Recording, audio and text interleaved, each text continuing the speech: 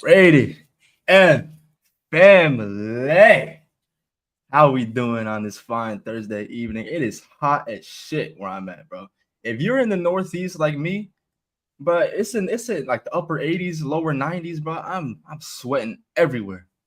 Work was not fun today. But how we doing, man? How all my kings and queens doing today, bro? Happy Juneteenth to all my brothers and sisters who celebrate. Cam, my brother, how you doing today, man? I'm doing good, man. I'm doing good. It's the we got to come up with a duo name for us. We got to come up with a duo name. I know. We were talking about this on the watch along the other day. I'm like, I came up with the 8 eye surprise. I don't know. We'll work on it. We'll work on it. A surprise is fine with me. But chat. We are down a man today. Actually, two men, but one for now. Mo looking like he's gonna be taking the stream off. Before we even go any further, can just please spam up those pair emojis for our guy Mo, man. Please. That man's the fucking pioneer for what we got going on, and we hate to see your brother fall, man. We gotta pick him up, man. Gotta pick him up. Lewis will be here shortly. You know how he is. He's on that fucking owl timing, so he's getting ready. So he will be with us shortly. But for now, it's just Cam and myself, like the fucking watch along crew. I guess while we wait, I guess we can talk about AEW Grand Slam Mexico from last night and what you thought of the show. For those that didn't watch along with us. Show was incredible. Show was incredible. One of the best dynamites of the year. It really wasn't.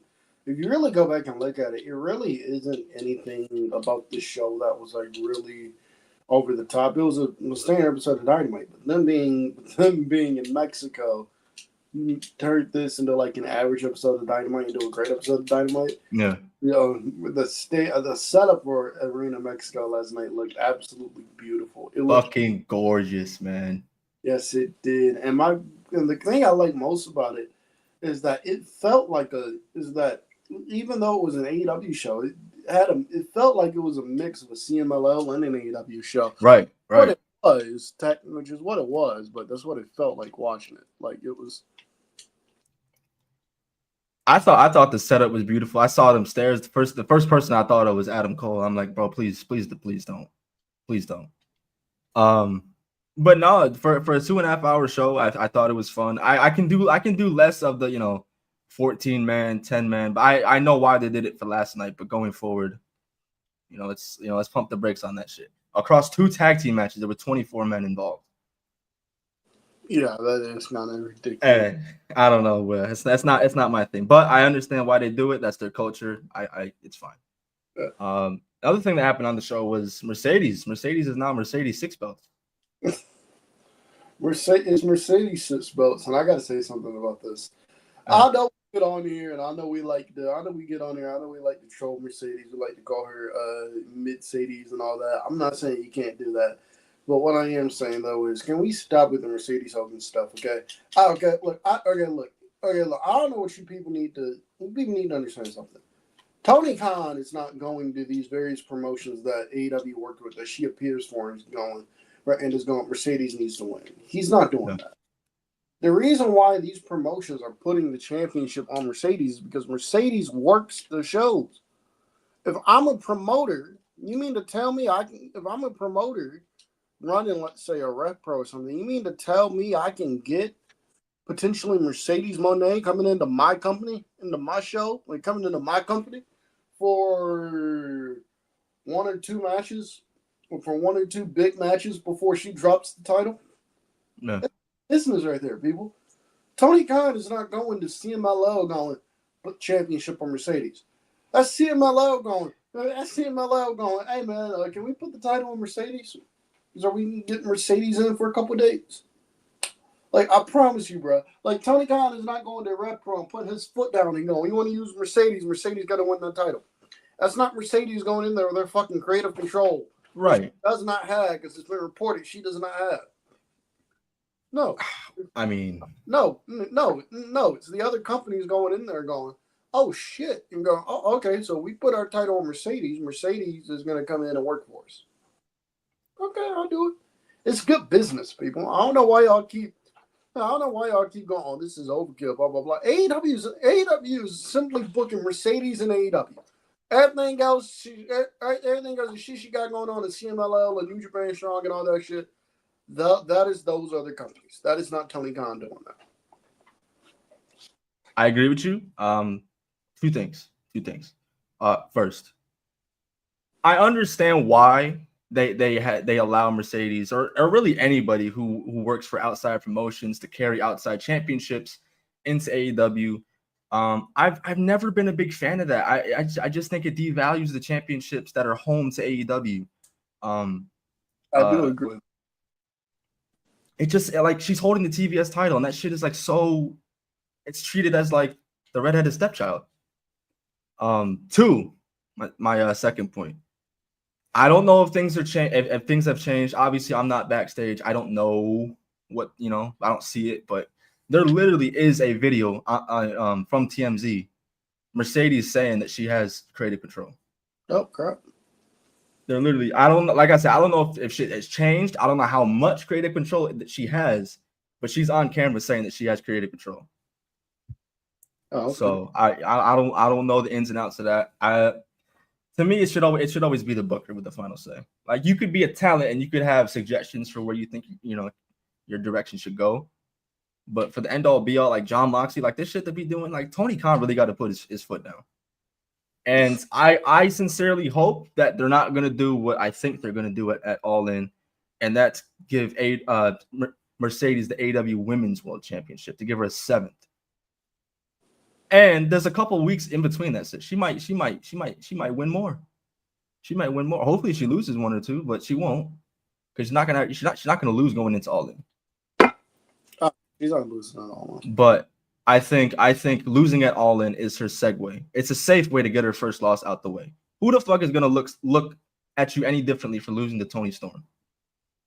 Especially this version of Toni Storm. Last, I'd say 2 years that we've been getting. Yeah, that is true.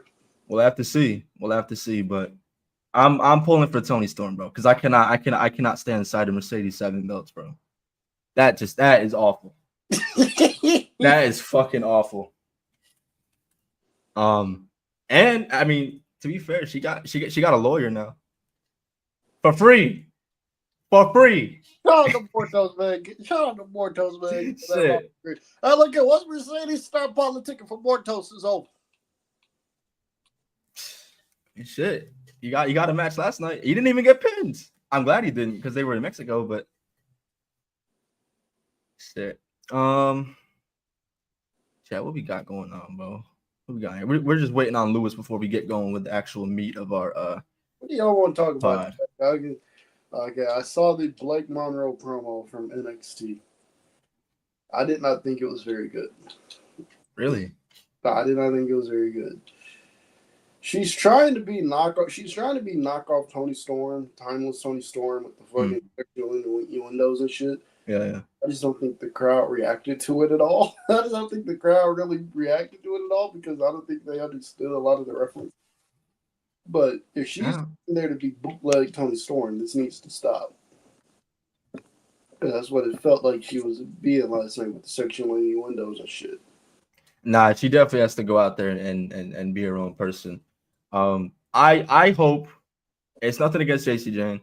I hope that women's world NXT Women's Championship reign doesn't last too long. I don't think it is. I don't know what the next NXT PLE is. If anybody in the chat can help me out with this. Kieran, what's up, my boy?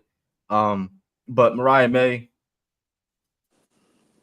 or even Jordan Grace. I've heard reports of Jordan Grace being called up already. I'm like, I don't think so. She just got new theme music on Tuesday. So what are we doing?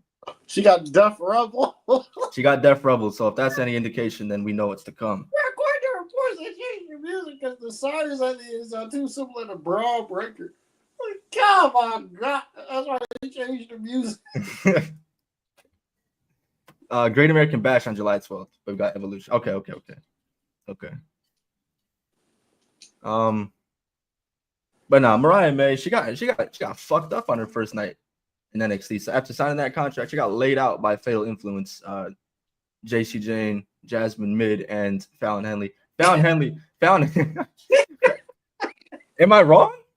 No, you're not wrong. You said Jasmine did. That's correct. No, you're not wrong. You're not wrong. I mean, shit. Would you have preferred Nikita Lyons?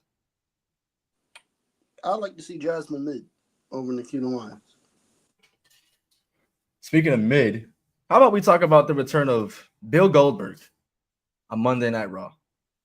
The year is 2025. Raw on Netflix. Gunther is world champion. Stitch, Gunther is our world champion again. No more Jey Uso. We are good. And just when I think I see the light, out comes Goldberg. Throwing his punches, trying to throw that kick with the pyro in sync.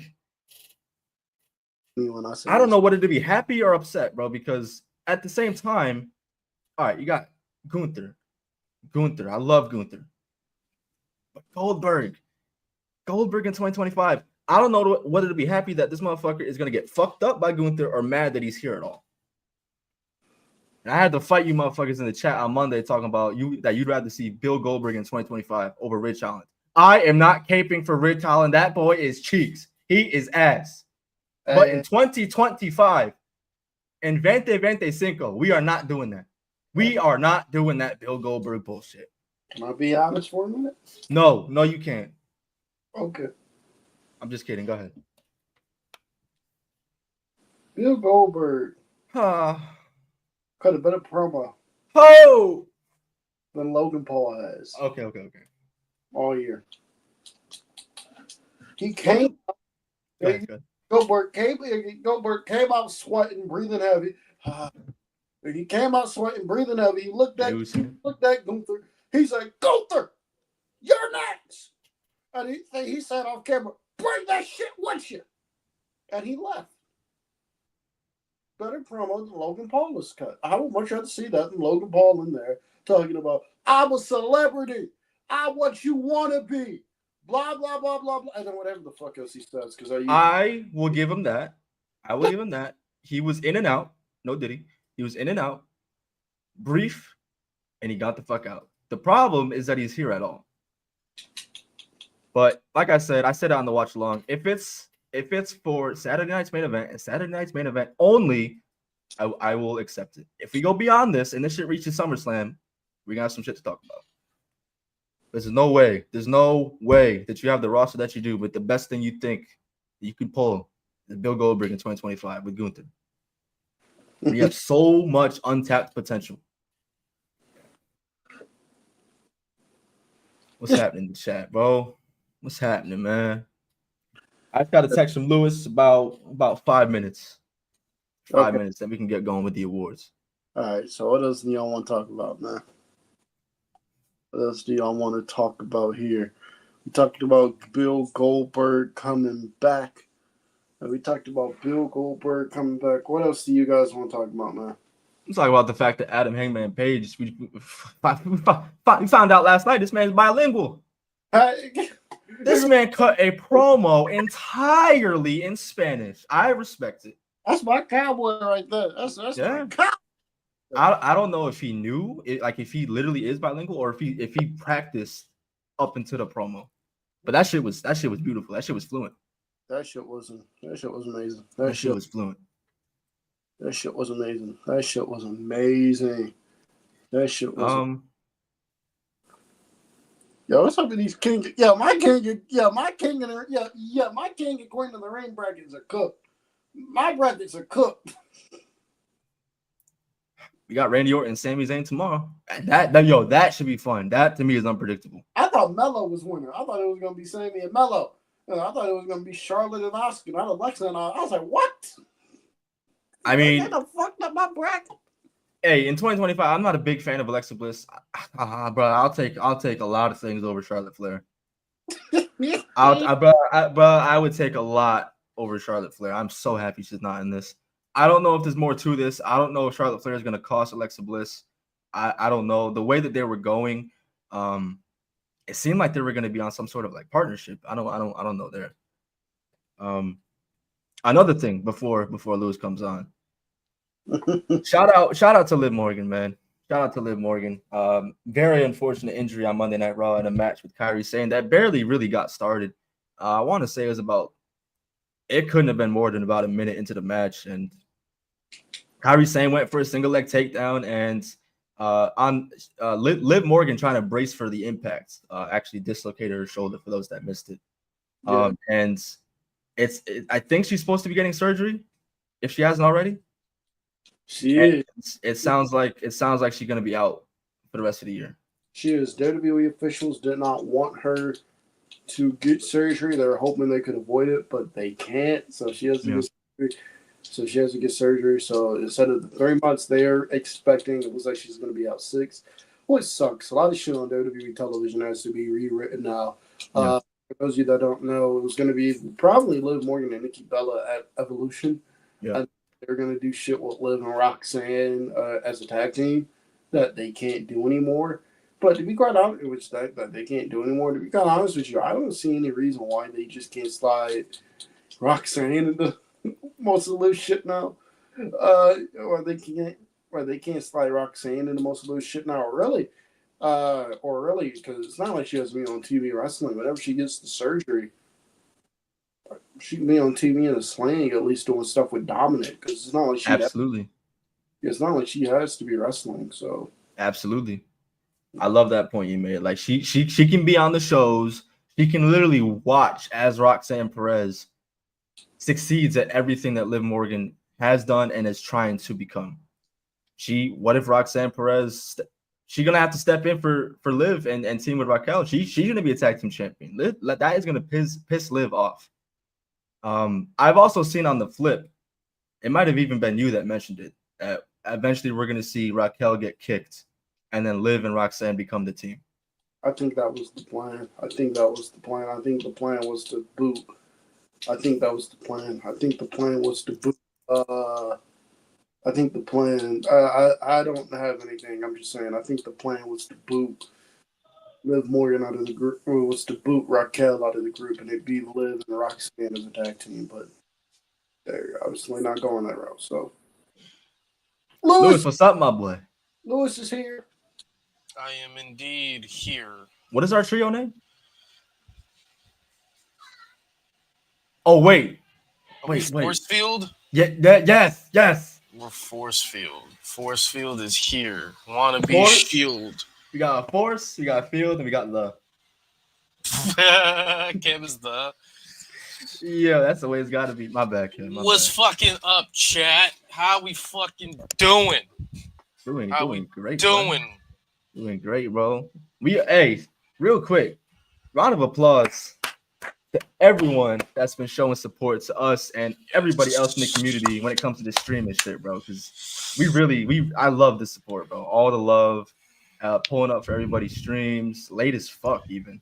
Yeah, man. Dante's about to be affiliate. Yeah, man. You, Mo, and I got there. Cam, get off your lazy ass and get on it. Come on, bro. We got to see how you cook on Universe, bro. Oh, you love that? I'm definitely check it out. But yeah, no, the community's great, bro. That's why we make it, bro. I've seen a lot of communities where they just talk to talk. Like, oh, our community's so great. Our community does this and that. They don't actually do this and that, but we do. So it's good to see. It's definitely good to see. K-Rob and I actually discussed this morning that after the 25 game challenge, we got another challenge already lined up for you beautiful people that we gonna do. So yeah, Lewis, when you watched How to Train Dragon live action, I don't know yet. I don't know. I can't believe I gotta suffer before I can watch you suffer. Yeah, man. Also, chat. Yeah, Khris is the man. The new setup, he put in a good chunk to get me this setup. So make sure y'all put W Khris because he's a man's. Got you, my boy. You my dog. Yeah, y'all know I don't let Khris do shit for me at all. But it was him and my mom that pitched in. So we good. Yes, sir. We official. We are official. Cam, get the fuck on your universe mode, bro. How many times we gotta fucking tell you, bro? Mom, bro, I want to see how you book Rich Holland. You book Rich Holland? Oh yeah. I told you what I'm doing with Rich Holland. Is he a jobber? No. What are you doing with Rich Holland? Will you let me explain what I'm doing with Rich Holland? Go ahead. I have the North Quarter Catch Crew, but it's managed by Regal, and it's Sheamus and Charlie Dempsey. And I just have Holland doing tag match. I just have him doing tag match. So, Holland's doing tag matches with Charlie Dempsey. That's all. Hey, Chad, So I you don't know if you heard found a that. way to make Ridge Holland bookable. Huh? You found a way to make Ridge Holland bookable. Yeah, I just put him in tag matches. It worked for fucking Chase U. He was doing all right there, and that shit ended way too prematurely. We don't do no singles. He was him and RJ Chase were a good tag team. I'll give him that. They were good. You don't do no singles match. Oh, you don't do no singles. Just all tag matches. Yeah. Oh yeah, it was Michael's birthday. Yeah, it was Michael's birthday. Yeah, happy 20th, my boy. Yes, sir. Big fucking 20. So what was y'all talking about before I got in? We were talking about the Liv Morgan injury. Looking like she either had surgery or she's going to get surgery. And she's going to miss the rest of the year. But she could still be on TV, like Cam was mentioning. Yeah. It just sucks because it finally feels like I don't know. It usually feels like when the women's division finally has all their pieces together, there's just always a huge blow that like puts a stain on everything. Right. And since Liv Morgan has turned heel, she's had like the best work of her career. Like she's been like a champion for like 80% of her heel run. So kind of sucks. Hope she gets better. I was really looking forward to her and Roxanne down the line. Yeah. But it's Liv Morgan overall has gotten so much better, like you said, bro. Like from where we seen her with the Riot Squad back in like 2017, 2018 to where she is now, the character development in ring as well, bro. Her promos have come a long way. I remember watching her in NXT when she came out in J's and a hat, bro. Ew, yeah, the stupid ass fishnet crop top. Yeah.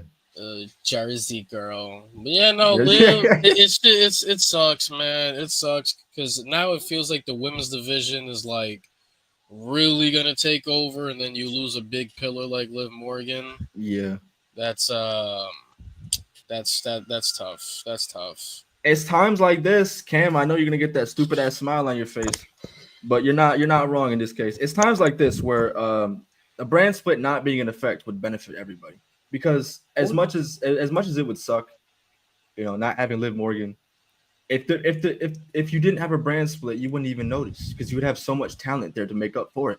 Yeah. All the talent that just got called up, Julia, Stephanie, Jordan's on her way up. I don't know if she wins the NXT championship before that. I don't think so at this point, but I guess we'll see. Lewis, what do you think of Mariah May's debut? Oh man, I love that woman. Yeah, no, Blake Monroe. I think WWE is gonna tell her to, hey, relax all that other shit. You know. I didn't mind it, but judging the way NXT crowd was silent, they ain't like what she said. You know. But overall, though, I like the presentation.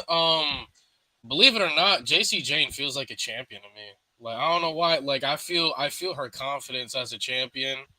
I feel her. Ew. Are you allergic to JC Jane talks? Hey yo, no.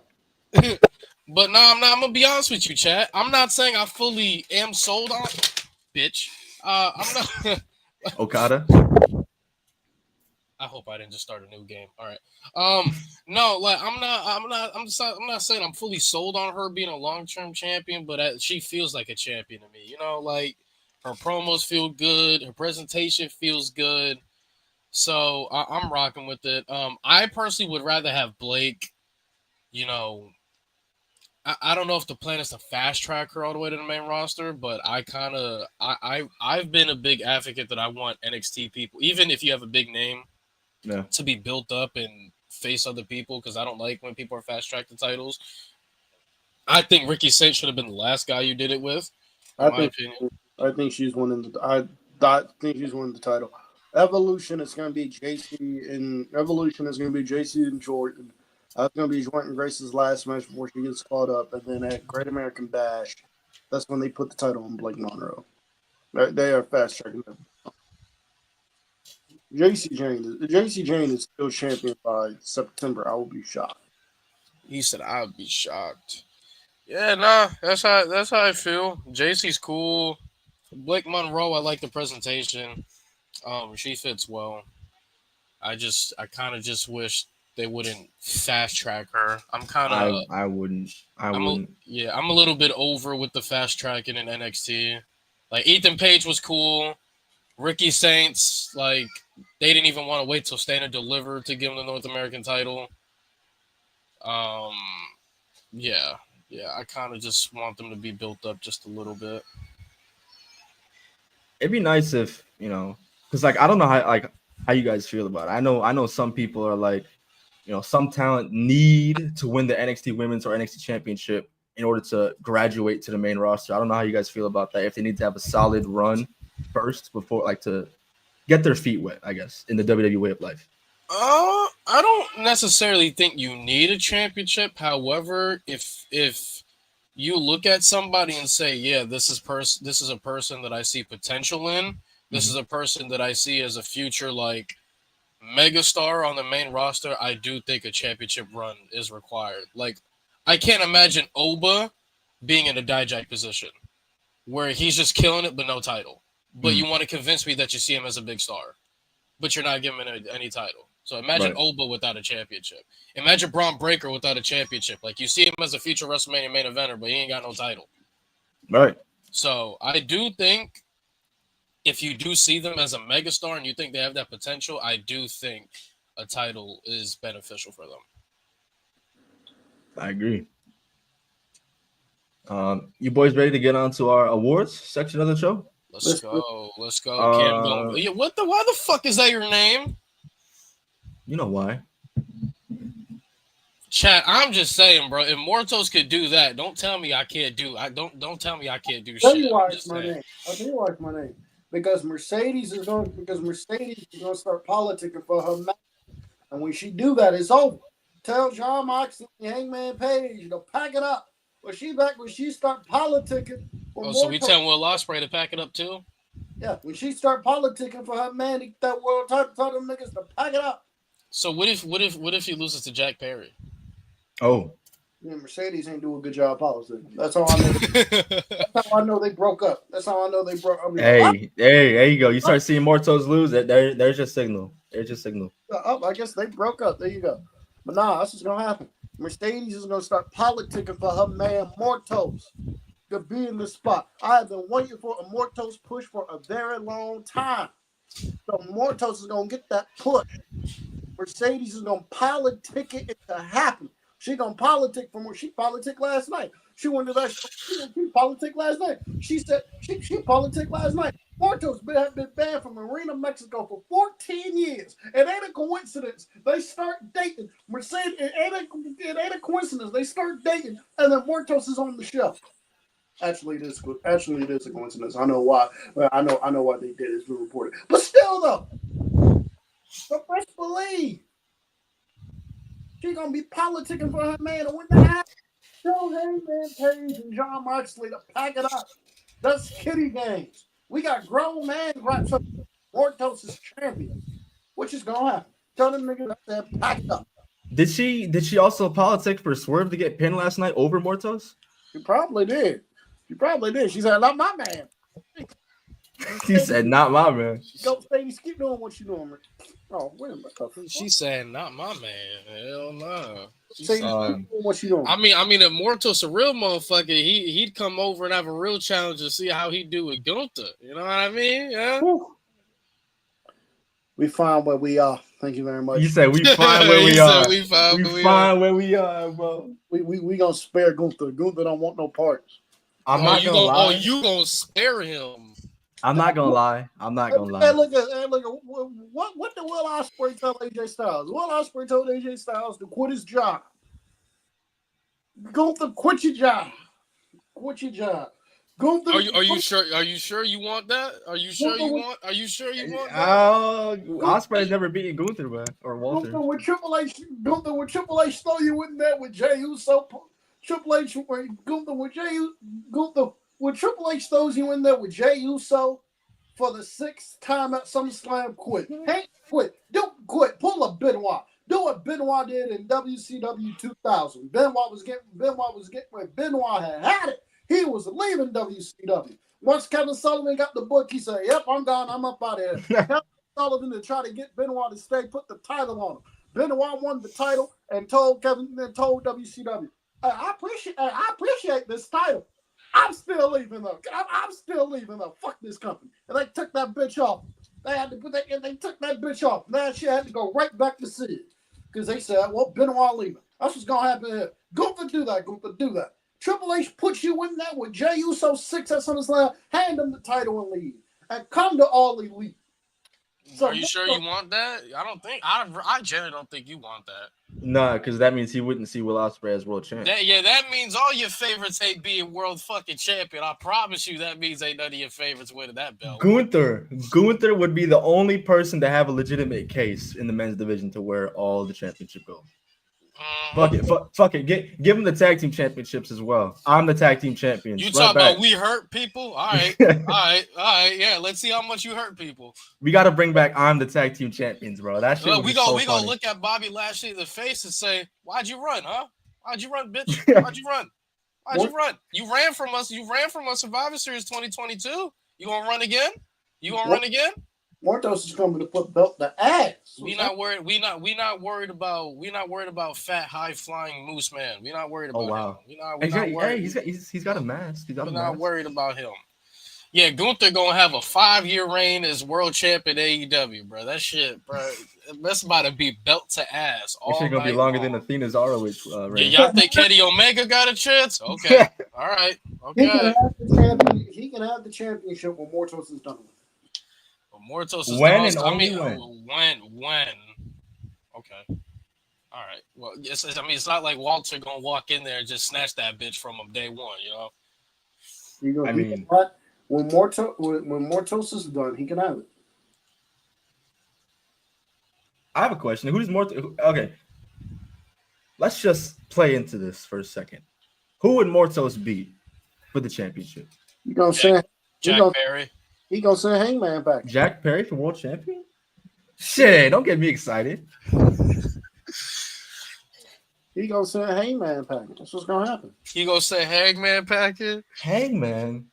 So in an AEW title lineage where we got Chris Jericho, Jon Moxley, Kenny Omega, Hangman, CM Punk, MJF, Samoa Joe, Swerve. Mortos is gonna be right there. So with Swerve, Danielson, we gonna end it off with Mortos. I don't see the issue here. Put some respect for Mortos. I don't see the issue here. Damn. So are you saying in Big 25 Mortos clears Adam Cole? I would. Yeah. I would. I'm okay. I'm not even trying to troll. He does. Adam Cole is washed. Yeah, Adam Cole cooked, bro. He's cooked. Hey, bro, it is I'm just not good. Mortos clears Adam Cole in the ring. Adam Cole is washed. I'm sorry. I remember, bro. I used to get lit as fuck, bro. Dude, I remember I used to, like doing the boom. I still do it on stream sometimes. And the Adam Cole, baby, it just don't hit the same, bro. Hey, Mexico did his thing last night as a crowd, bro. But overall, like if he does that shit in the States, the weakest Adam Cole baby chance you'll ever hear since the fucking time he showed up on SmackDown and Raw. Bro, Adam Cole's cooked, man. It's tough. It's crazy too because he's not even like old. He's like he's like mid-30s. He's 35. Yeah, exact mid-30s. So it's like this is like a lot of people's prime era. So I don't really know what's happened. It seems like his prime's passed him by. It's a shame because when he came back from his foot injury, like he was still all right. Then you're getting hurt again and again and again. He would have been world champion already had he not gotten hurt. Oh yeah, I agree. I fucking agree. One of the best debuts in this company's existence. You know who needs to be world champ? Tony, bro. Let me slide you a couple bills for Jay White. I started with a J. I thought you meant Jack Perry. I will accept Jay White as well. Bro, I just feel like we're gonna be waiting a while. whether it's due to injury or booking inconsistencies from Tony Khan himself. I just don't see it. They need to turn him heel, but I'm kind of tired of it. You said Adam Cole need to turn heel? No, Jay White does. That shit would not save him. Oh yeah. Jay White need to turn heel. Bring back BC Gold, damn it. Bring back Yes! BC Gold. I don't know how Juice Robinson's doing on his Guns recovery, up, bitch. Guns up. I'm kind of sour on Jay White. I'm not going with you. What? It's probably just not seeing him on TV. You just don't know what you're missing out on. You tripping now. You tripping. That was like me with Rusev. I was like, I don't give a fuck about. Hey, Rusev. remember when people would say, Jay White, bro, you go to WWE, you gonna feud with Miz. I'd rather feud with Miz at this point than what the fuck Jay White is at in AEW. I mean the Death Riders. The Death Riders at the beginning of the year was shit because I don't think they're still shit. Because I don't think Copeland and Jay White were over. I don't think Copeland and Jay White were the kind of baby faces that the Death Riders need. Now that they got fucking Swerve and Hangman and Ospreay fighting, the storyline is finally. It should have been like that from the jump. They actually have a babyface. They actually have competent babyface spoils now. Well, I don't think the Death Rider's still been good. I think the baby faces is carrying this fucking shit. So that's what they need. That's what they need. Don't you like seeing Wheeler Yuta on TV every week? Who said this? Cam? I don't. But no, I don't. But no, they need let's go. But no, they need I'm trying to think. But no, they need who? That's what the Death Riders needed. They need a compelling. They need God. They needed compelling baby faces for them to work with. I don't think Jay White and Adam Copeland were compelling baby faces. You look at the crowd reactions to Ospreay and Hangman and Swerve when they come out, and then you look at the crowd reactions to Copeland and Jay White. Yeah. I don't think Copeland and Jay White were the type of baby faces that the Death Riders needed to be shooting. Oh, you know what you can do? You can turn Wheeler Yuta baby face, right? And let me try. Look at Cam. So wait, Mortos was not. Why couldn't Mortos pull up? Why couldn't he do what? Why couldn't he join Team AEW? I don't know. But no, I don't know. But I don't know. I was just joking around and stuff. But if you guys did not know, Mortos was legit bad from Marina, Mexico until last night. So there you go. Wheeler useless. Is that what you call him, Cam? It's kind of what he is, bro. What do you mean? Do shit. He don't do shit, bro. We got stuck with the worst. I mean, no comment. But it's unfortunate last night, bro, that we got stuck with the actual worst parts about the Death Riders. We had Mox, Maria Shafir, depending on you, huh? Michael Davis, fuck you. We had Maria Shafir on the show, and we had Wheeler Useless. Claudio, for whatever reason, I don't know. He wasn't there. Cam, where does Marina Shafir rank on your favorites right now?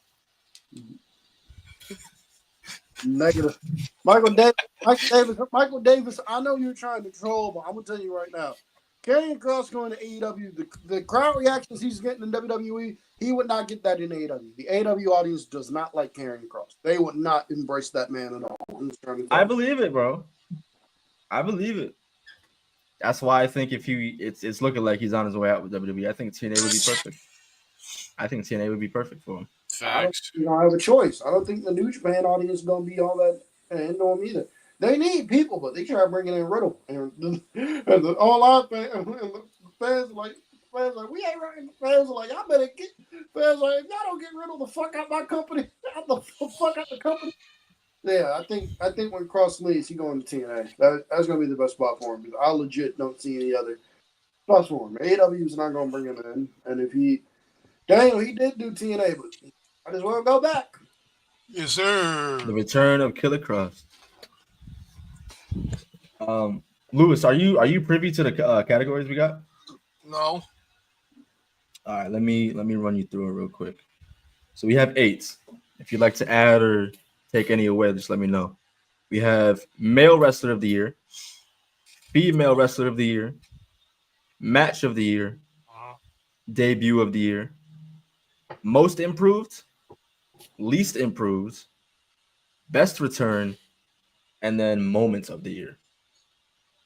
All right, I already got 2 already. Where should I start low and then build it up, or just start hot and work our way We down? could go low. All right, start low. Yeah. All right, let's start with something light. How about we do debut of the year? Debut of the year. Debut.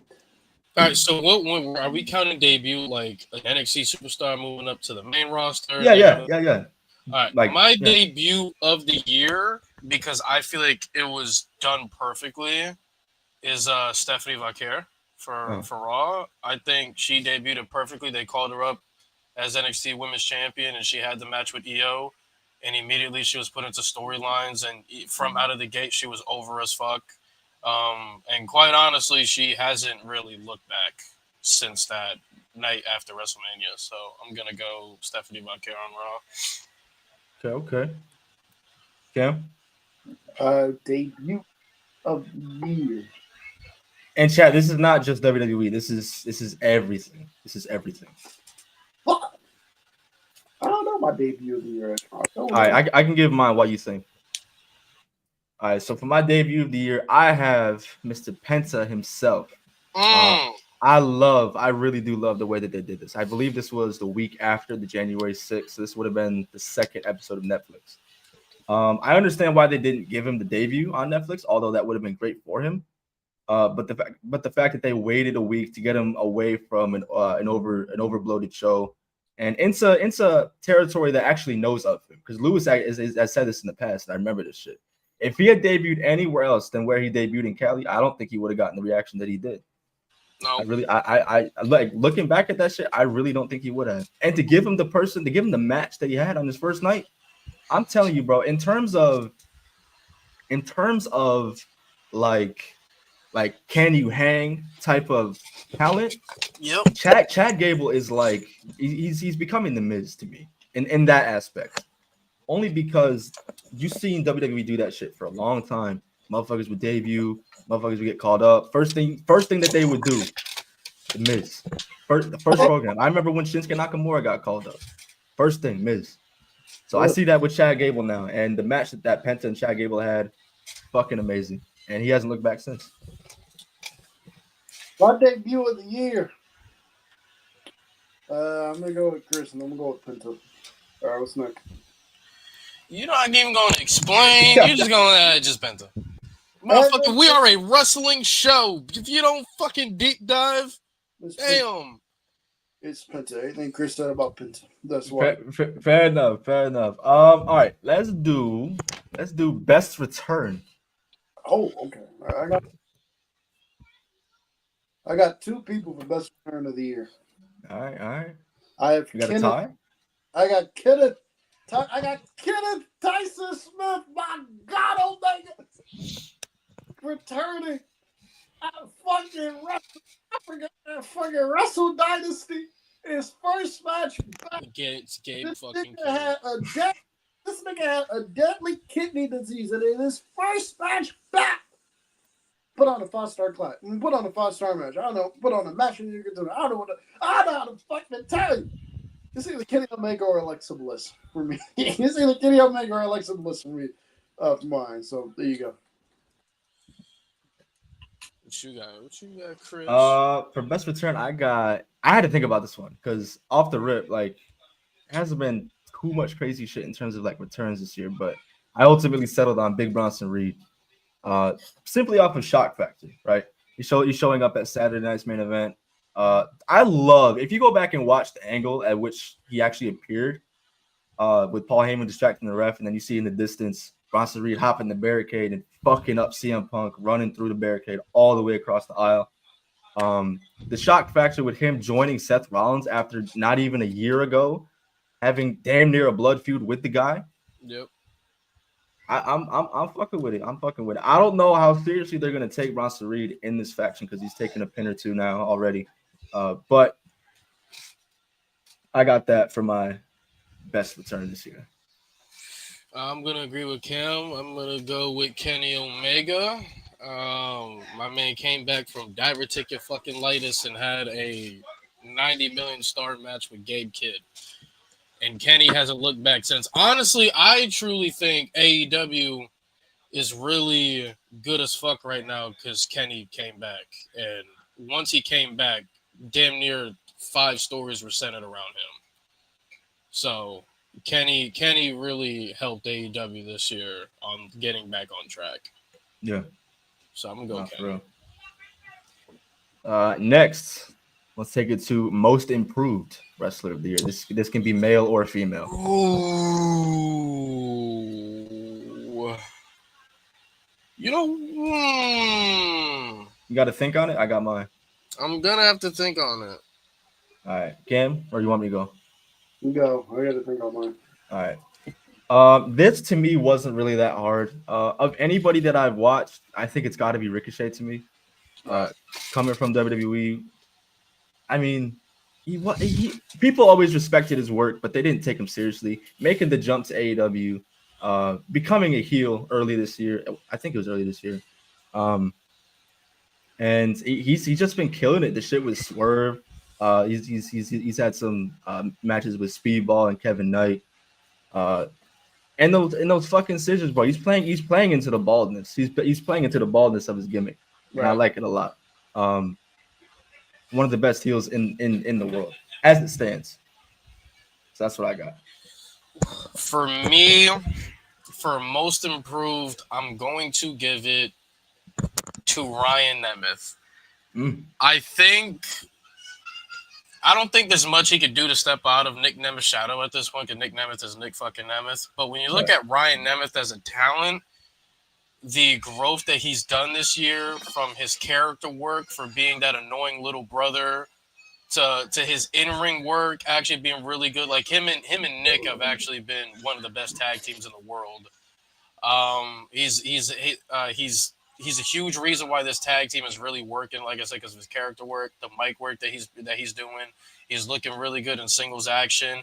And compared to where he was in AEW when he got released, and then looking at him now, he's night and day as an overall package superstar.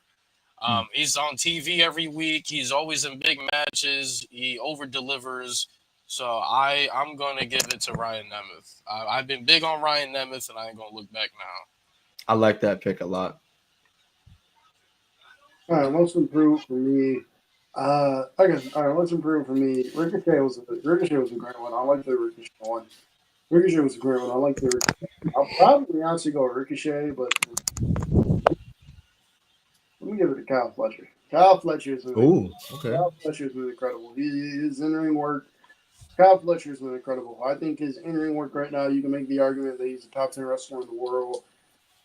I think you can make the argument Kyle Fletcher is high in the top 10 in the world. To be quite honest with you, you really want to have that discussion. You really want to have that discussion. You look at the quality matches Kyle Fletcher's been able to do. I think you look at the matches that he's had this year, it's been unreal. So, Kyle, also like his character work and stuff is also very improved. So Kyle Fletcher's one. Also, I think Gabe Kidd has also improved massively. I think Gabe Kidd has also improved massively in New Japan. So those would be my two. Okay, let's get it. Staying on the subject of improvement. By the way, speaking of which, New Japan, I got to talk to you for a minute. New Japan. Because that New Japan Dominion show is terrible. But, Portland Oleg, hell, whatever country he's from one of the states. Hell, that country. Niggas a hooper. Niggas a thoroughbred hooper. You like hoopers? You like hoopers? It may have been because he was in there with Konosuke Takeshita. But that nigga's a hooper. That brother's a hooper. By the way, New Japan have Takeshita win the G1 this year. Either give the G1 to Takeshita or Yota Tsuji. Don't put that bitch on nobody else. I would watch that for Takeshita. Damn. All right, staying on the topic of improvement, let's go to least improved wrestler of the year. Yeah, to me this is easy. I was proven right. It's Jey Uso. I'm sorry. Nothing. He's the same fucking guy. Like, he's the same mid-card bullshit, and you guys propelled him to a main event level, and he didn't deliver on expectations on main event level. I'm sorry. Most of you WWE fans was telling Cam and I in the Discord that Logan Paul was nice, and they had one of the worst matches all year. I'm sorry. The dude needed Logan. The dude need look as a talent. Where did he improve as a main event level talent? Lewis, he won the Royal Rumble. He tapped out Gunther and Mania. Okay, cool. But as a talent, where did he get better? His promos were still mid as fuck after he won the title. His matches was still mid as fuck after he won the title. Even building up for the title, promos were mid as fuck. He cut one really good promo and then went back on his word the next week because he was yeeting bullshit. Even his matches on the build-up, the tag match with A-Town Down Under was fucking mid. It was a cool reunion with the Usos. That match was fucking mid. Jay Uso versus Austin Theory one-on-one. That shit was fucking mid. I'm sorry. Jay Uso literally has done nothing to prove to you guys he's on this level. And if you're not improving, where the fuck are you going? Jay Uso is literally here. He has not improved shit. He's still the same mid-card guy you guys want to believe in to be a main eventer. I'm sorry. You guys want to call him Jeff Hardy so bad. At least Jeff Hardy was good. At least Jeff Hardy was good. You know what I'm saying? At least he was good as fuck. Jay Uso, I'm sorry. I just don't believe it. I'm sorry. As a main event level and as the expectations you guys had of Jay Uso, he is my pick. He's still not that good. I'm sorry. Y'all need to hear it. He's not that good. Bro, if I can find it, I'll read it off. But I saw some shit today. Matter of fact, it's funny that you mentioned Jeff Hardy and Jey Uso comparisons. I saw a motherfucker legitimately list out 5 reasons why they're like damn near the same. I got to see if I can find that shit. If it's on TikTok, I don't want to see it because I don't use it because I barely use TikTok. I'm just saying, Cam. I'm just saying. Now all of a sudden, Jey Uso has a stinker with Logan Paul. The excuses is, well, Logan Paul was never that good. Nah, y'all was glazing Logan Paul versus. You told me Logan. I said Logan Paul was trash. Y'all told me Logan Paul was like that. But WWE fans try to say Logan Paul is good and he could get a good match out of Jay. Okay, yeah. But Jey Uso's booking wasn't that good. Gunther's booking as world champ wasn't that good either. And I still got memorable matches out of that title reign. So I don't want to hear none of that bullshit. Lewis, he had a great match against Seth. Gee, I wish Gunther faced Seth in his world title reign. I wish Gunther faced Seth in his world title reign. He's talking about match of the year. We talking about one of the greatest matches of all time if that happens. Real shit. If they get the time, yeah. Talk about one of the greatest matches of all time. I'm sorry, bro. How can he be least improved if he didn't improve? That's the point. You don't improve, you stay there. What the fuck on? I'm sorry. I'm sorry. It's Jey Uso. He did not live up to expectations to be. I'm sorry. He's not a world champion. Y'all need to let it go. I agree. I really do agree. Cam? Least improved. Somebody said another name I agree with. I can go if you got to think still. Matt Thunder. Actually, Matt. Ew, no, that's a cop out. I'm not gonna say Hook Matt Thunder because I think Hook being placed with the Ops was the best thing that could have happened to him.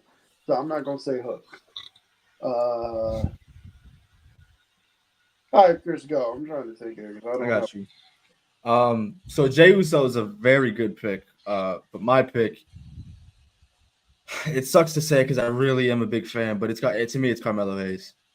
It's got to be, bro. He was.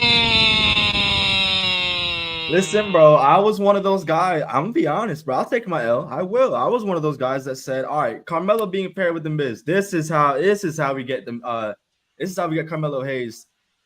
You know, this is how we get the wheel starting to turn. All right." Because I saw the shit in real time work with Cross. And if you tell me it didn't, you're lying.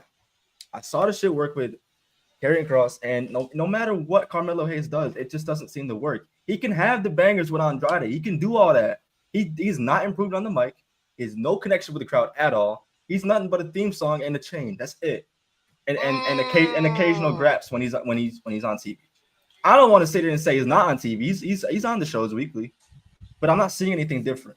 I'm not seeing anything different from Carmelo. You see, with Melo, this is why we always say to you guys every single week, that you guys need to stop booking people based on NXT standards and understand the main roster is a different breed. Yeah. You can get over in ring with the NXT crowd. Once you get to the main roster, it's about how good is your character work, how good is your connection, how good is your mic work, all that shit. So when we tell y'all Carmelo Hayes is not this generational guy y'all trying to prop him up to be as a overall talent, we're not fucking lying. No.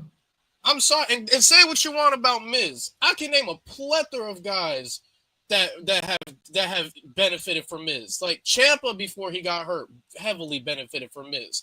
Karrion Kross got the most TV time and got big matches because of fucking Miz. Like there's been plenty of guys.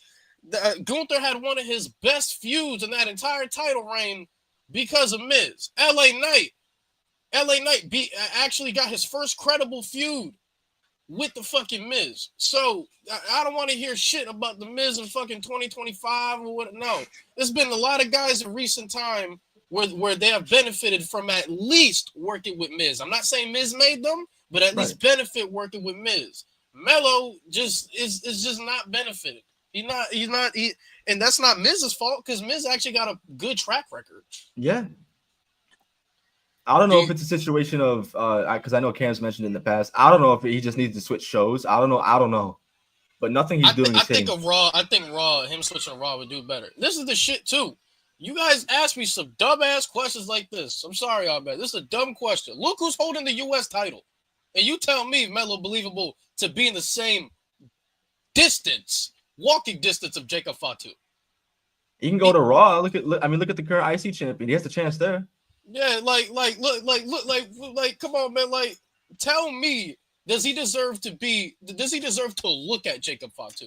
Not even be ready for U.S. champion. Does he deserve to even smell Jacob Fatu's hair? Does he even deserve that? All right, this is gonna be a cop out, but I want to go back to most improved. I can't believe I forgot this. In terms of him improving, he has returned back to form, and that is Maxwell Jacob Friedman. MJF has come back to form, people. He has come. Is he beating the washed allegations? He's beating the washed allegations.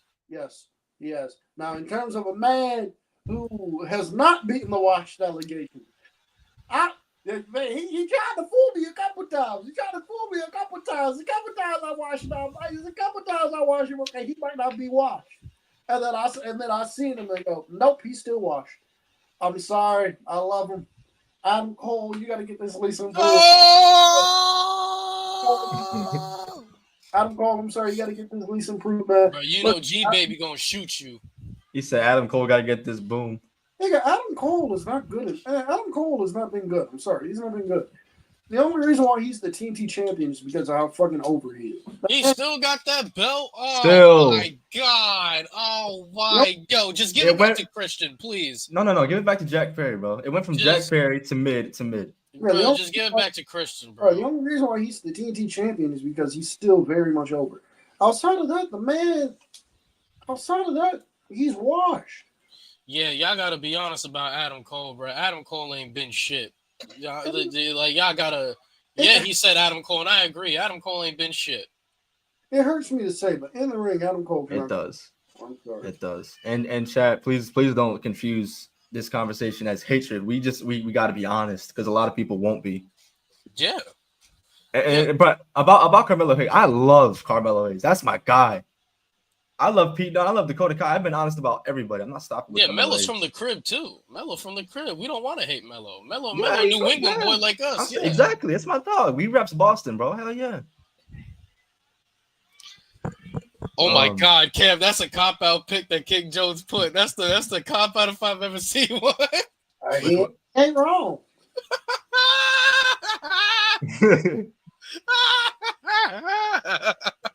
He ain't wrong. The fucked up part is he's not really wrong. The thing with Solo is it's like I'll say his mic work improved. Yeah. That's it. I feel like though he tries too hard to be funny. They had to turn him into a comedy character.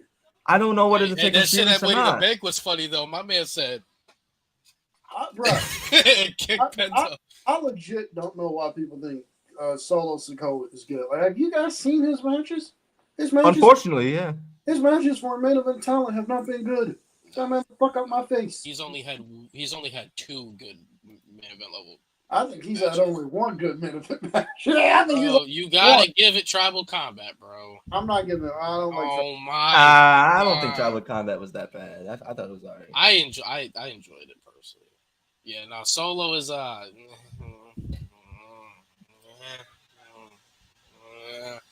I like that. We could have Jay White pin Adam Cole. Yeah, we could have Jay White pin Adam Cole. No, yeah, Cam, tell Tony to do that. Tell Jay White to pin Adam. Yeah, tell him to put. Oh, this is a good one too. Most improved. I agree, Matt. I agree. Lyra, the way Becky has elevated that woman, bro. I didn't know Lyra could cook on the mic like that. There was weeks where she was just frying Becky shit, yo. Yeah. I said, oh. Because we all know Lyra was great in ring. We know absolutely. That. She's absolutely. great in ring. Her and Becky don't miss. But Becky leveled up that mic work for sure. Leveled 100%. Up that mic work. She pushed her. Which is why in 2025 I don't understand the Becky Lynch disdain. I don't understand. It's not like she's coming back and she's hogging the spotlight. She came back and she's legitimately helping these stars blossom. Like she's literally, as we speak, tapping into Lyra's potential that maybe we wouldn't have seen without it. Yeah, now this is a Lyra I can see win a Rumble. You know what I'm saying? Win a world title. Like it's the win an elimination chamber. You know, this is it. This is it.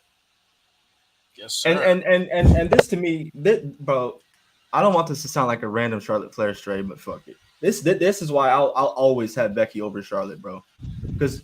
People in 2025 still, I've said this before, they still have Charlotte Flair as like the end all be all for dream matches in WWE. When Tiffany Stratton first got called up, all I saw was Tiffany Stratton and Charlotte Flair. Did that end up doing anything for anybody, chat? No, right? No. Now look at the flip side. That was WrestleMania, mind you. Now let's look at the flip side. Post WrestleMania, Becky Lynch, Lyra Valkyria, IC Championship that's basically been ice fucking cold since its inception, right? Yep. Becky Lynch comes in, turns heel. I mean, I didn't like the turn. I didn't like the moment, but whatever. They've been running this program for a month-ish, since the night after Mania. Bro, Lyra has come so far in that time. Bro, to put it on for Becky, bro, like this is the most interesting Bayley has been since her feud with Io. Like this is like literally. I give a fuck about Bayley again. Because of Becky. Like when Bayley came and she actually throwing them strikes on Becky, I said, oh yeah, we're gonna get some special shit right here. This is another great one. I don't know how we didn't do that. Naomi. Oh my god. Naomi in the top 5 most improved. It went over my head. Oh my god, I'm mad at myself. I'm not Naomi in the top 5 most improved, bro. Mic work, character work, match quality, bro. She's elevated herself to a fucking different type of level, boy. She said, bitch, you. Girl gave her that one chance. She said, bitch, you hurt. Bruh, they were giving her, you deserve a chance. She goes, I know I do. I do. But nah, man, Naomi, bro, she deserved her flowers, bro, because she was so. I watched her entire Knockouts title reign in Impact, and I was like, yo, like this version of Naomi, this version of Trinity right here. This is what we need in WWE. We bring this version where they give her that time in the ring and they give her that backstage time to tell a story. This the one I could really believe. Like this is like she can really be one of the greatest of all time. And she comes back. And I think for the first like year and a half of her coming back, we're like, damn, like we see Naomi, she improved. But like now she putting people over and shit like that. Now we're finding a time where patience finally paid off. Like we're finally like Naomi finally coming into her own. She's about to be champion. She's gonna be champion. And yeah, shout out Naomi, bro. Yeah, bro. She got to take that shit off Tiffany Stratton, bro. I hate to say it because I love Tiffany, but her title reign's kind of been a failure. I don't think she's ready to be a champion yet. Even looking at NXT, her NXT Women's title reign was mid. It really wasn't all that. I think WWE needs classes on how to be a champion. I ain't gonna lie. It just feels like I agree with that. It just feels like her reign has been Nia Jax. Yeah. That's all WWE. They keep going back to Nia Jax. Oh my god. Don't get me wrong. Like Nia Jax is a good, reliable. Like Nia Jax is good now. You know what I'm saying? But bro, you got other people. Bro, you got other people. Actually, there's a lot of shit I want to talk about after the awards, man. This is some Hell yeah, shit let's do angry it. me. Let's do it. All right, so that was least improved. Who would teach a class on how to be a champion? Shit, Gunther. Shit, I don't know. There's this guy in creative, right? I don't know if you know his name. He goes by Hunter Hearst Helmsley. You know? You know what I mean? I don't know, bro. Did you see Gunther on LFG, bro? Not literally chopping motherfuckers down to size. But he don't give a fuck. He don't. Good. Bro, that motherfucker looked Undertaker in the face and said, "All right, well, if you think your people is a killer, then why don't she know? Why don't she know?" Undertaker's like, Motherfuckers mesmerized by the aura, endless aura, infinite. But like King Jones, you also got a guy like William Regal that can go down to NXT. He was never world champion, but he's a guy that knows how to be a champion, how to be a decent champion. Like he knows, like. You got Shawn Michaels in NXT. Shawn Michaels is an amazing champion. Yeah, hell yeah. You know what I mean? So there's options. All right, let's take it to. I feel like this one's going to be unanimous, but we got moments of the year. Oh, moment of the year. Damn, man. Please don't think too hard about this. No.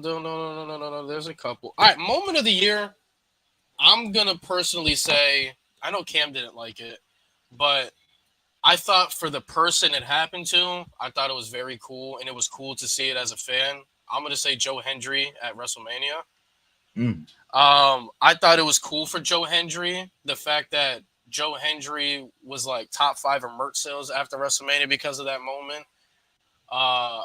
And the fact that the TNA World Title was on a big stage at WrestleMania, and the fact that he got to face Randy Orton. Yeah. So me personally, I'm gonna go Joe Hendry because I know the obvious pick, and I don't want to say it. So I'll go Joe Hendry showing up at Mania. That's fair. Cameron? Jonathan Cena. Jonathan Peter Felix Alex Cena. Where the fuck did you get that from? You mean Jonathan Anthony Felix Cena? Or Felix Anthony? Yeah, that's his name. Oh, yeah. It's kind of scary the fact that you guys know that Cam knows a lot of these motherfuckers' full government name. God, you be studying this shit? He's like, yeah. Oh, You're stupid. You're stupid. He does say it like that. What, Kenneth Tyson Smith by God Omega? I mean, that one's cool. That one's cool because, he should actually change that shit to his government name. But shit, man. Yeah, no, Joe Hendry. My moment of the year, obviously, my GOAT. No, Lewis, not Undertaker. John Cena's heel turn on Cody Rhodes at the Royal Rumble. Something that a lot of us never thought we'd see, especially in his retirement year. I didn't think they were going to do it. And siding with The Rock. Not that it matters because we haven't seen The Rock not even one time after that shit happened. He's a fucking square. He's a bald fraud. CM Punk said that shit. Yeah. You can say whatever you want about whatever happened after the turn because we all know, you all have your feelings about it. I'm not a huge fan of what we've gotten after. But the moment itself is one of the craziest events I've ever seen as a wrestling fan. Someone who we basically all, unless you're Unk, we basically all grew up with our childhood. And he turned on the new generation's childhood in Cody Rhodes. So that, to me, is the moment of the year. That is going to be a moment, one of the top moments in this company's existence for a long time. Oh, man. I will... what's another one I can... What's another good one? That we can point out for a moment of the year. Oh, Hangman winning the Owen was beautiful. Hangman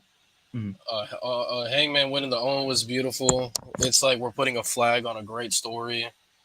I really liked them doing that. Honestly, too, I also say the contract signing that happened literally last week, with Okada and Kenny. Oh yeah, I think that segment is one of the best segments all year in pro wrestling. With Don Cal siding with Okada, yeah. Yeah, Kenny spitting up blood because they fucked up his insides. Like, yeah, bro. Like, I think that was one of the best. Oh, R-Truth's return is good. I was gonna say, yeah. That was really fucking good. That was really fucking good. I guess you can't really go wrong with cash-ins. So Tiffany Stratton, I guess. Yeah. Yeah, pretty much. Is there anything else we're missing from there? No. I don't think so. I'll bring it up again. All right, let's turn it up a notch, bro. Let's go to match of the year. Oh, before we do that, we did moment of the year. Worst moment of the year, Cam. I think we're in agreement. Whatever the fuck the Young Bucks pulled that fucking dynasty. Ew, oh. Ew. Yeah, you with me, Cam? That moment did suck. The moment. Oh yeah, the moment did suck.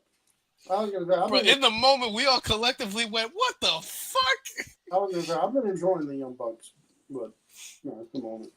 Oh, Travis Scott at Mania. Oh yeah. my God. Dude. Yeah, yo, Cam, say feet.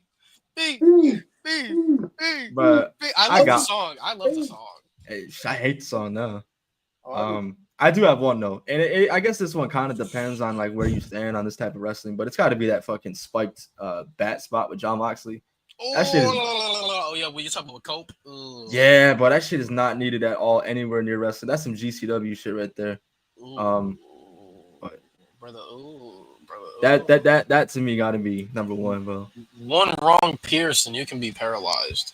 Bro, it was deep. That shit was deep. It was, bro. I still had fucking nightmares of Wheeler Yuta trying to pull the thing back, and his skin was going with it. I literally had to look away on the stream. This is why we just do thumbtacks, folks. We don't need that. We don't need nails. That's it. And we all want the talent to go home to their families, bro. Could you imagine how scared Renee Paquette was?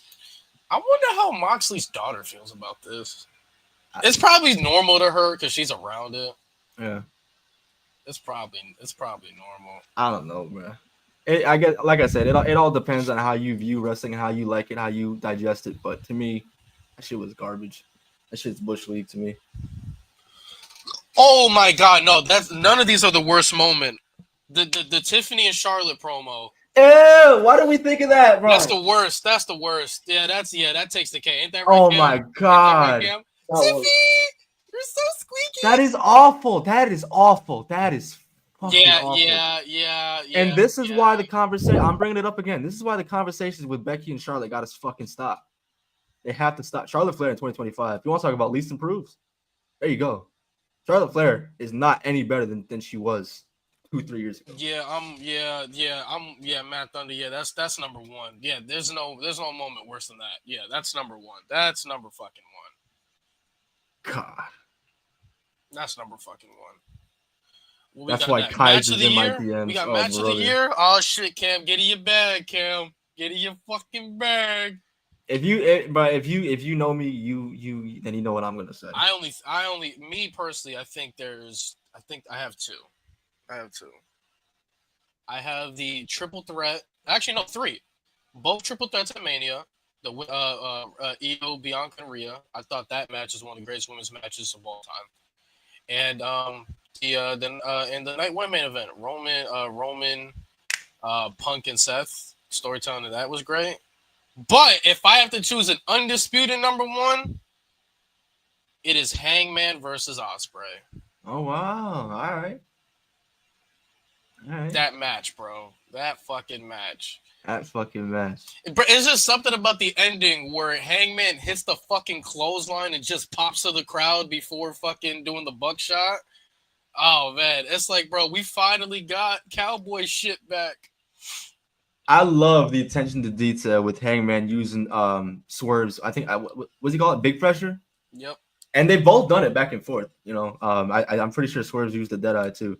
But no, that match is fantastic. Bro, that match was crazy, bro. The promo leading up to the match was some fucking probably promo of the year so far. Low key.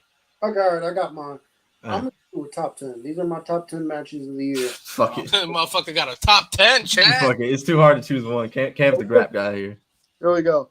At number 10, I have Seiya Kamitani, I think that's how you say his name, versus Tam Nakano from Stardom All Grand Question.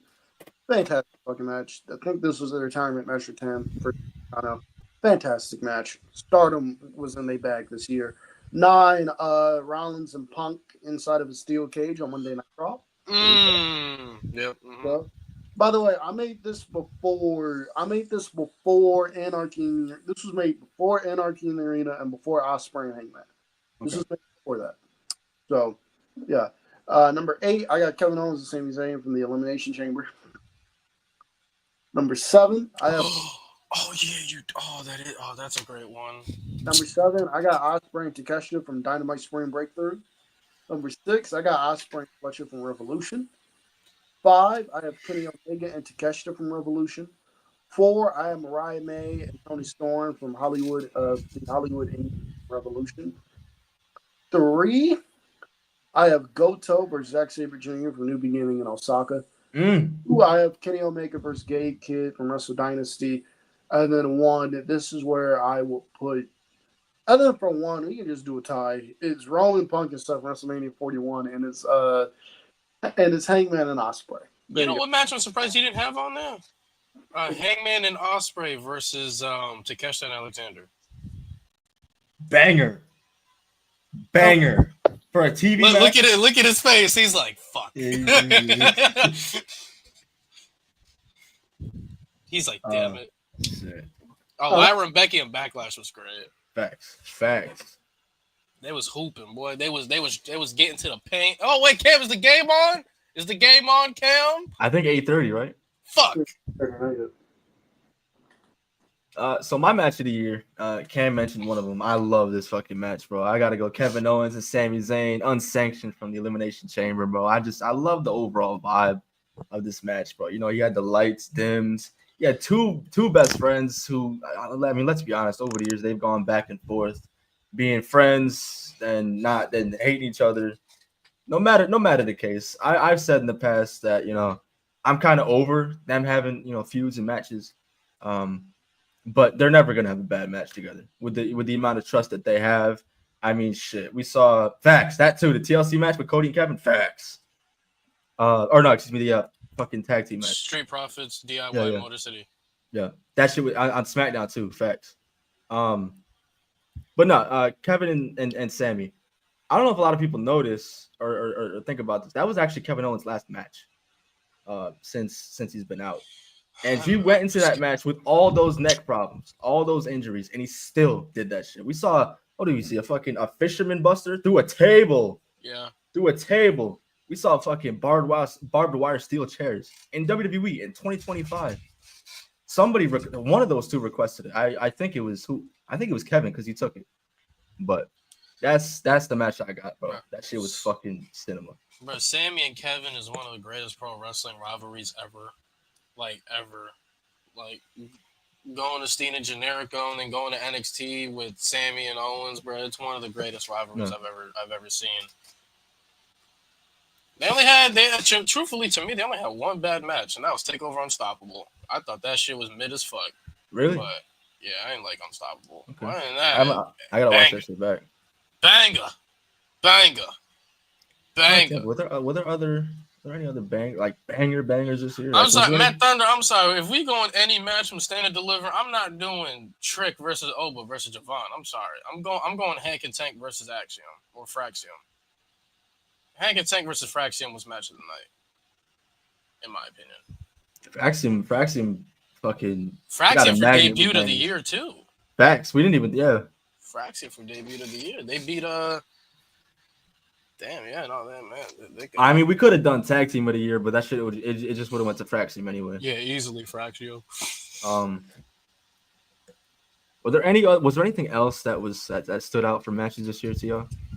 Again, from any company, don't be afraid. TNA, New Japan, anything you guys watch. Matches, yeah. There's one match I got to put on here, and it happened this week.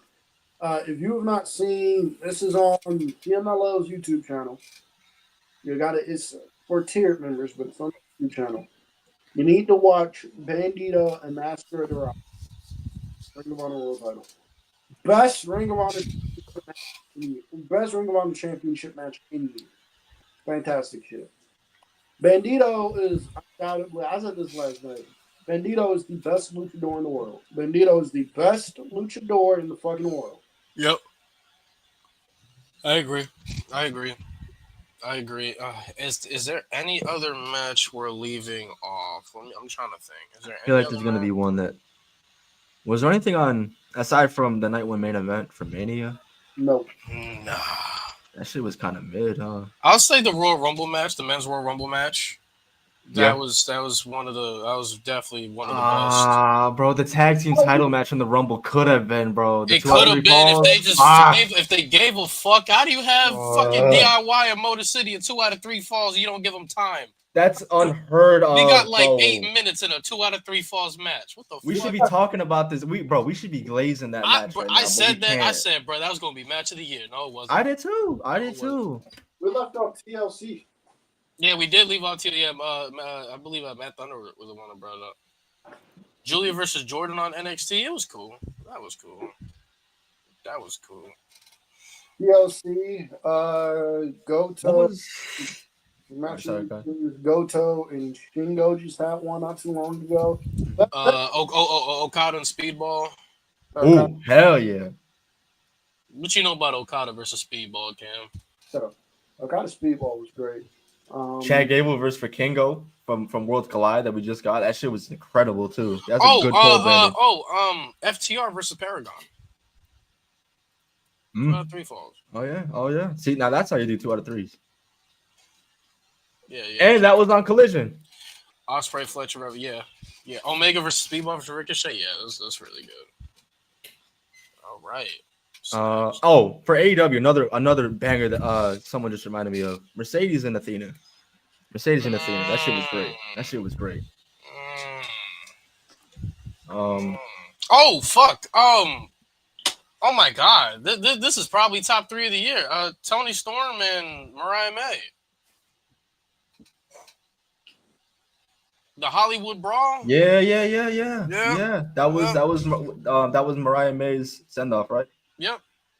Yeah, that's one of the greatest matches ever. Fucking beautiful, man. Fucking beautiful. With both of them laying out bloodied, and then you just see finish or Finn on screen. Yeah,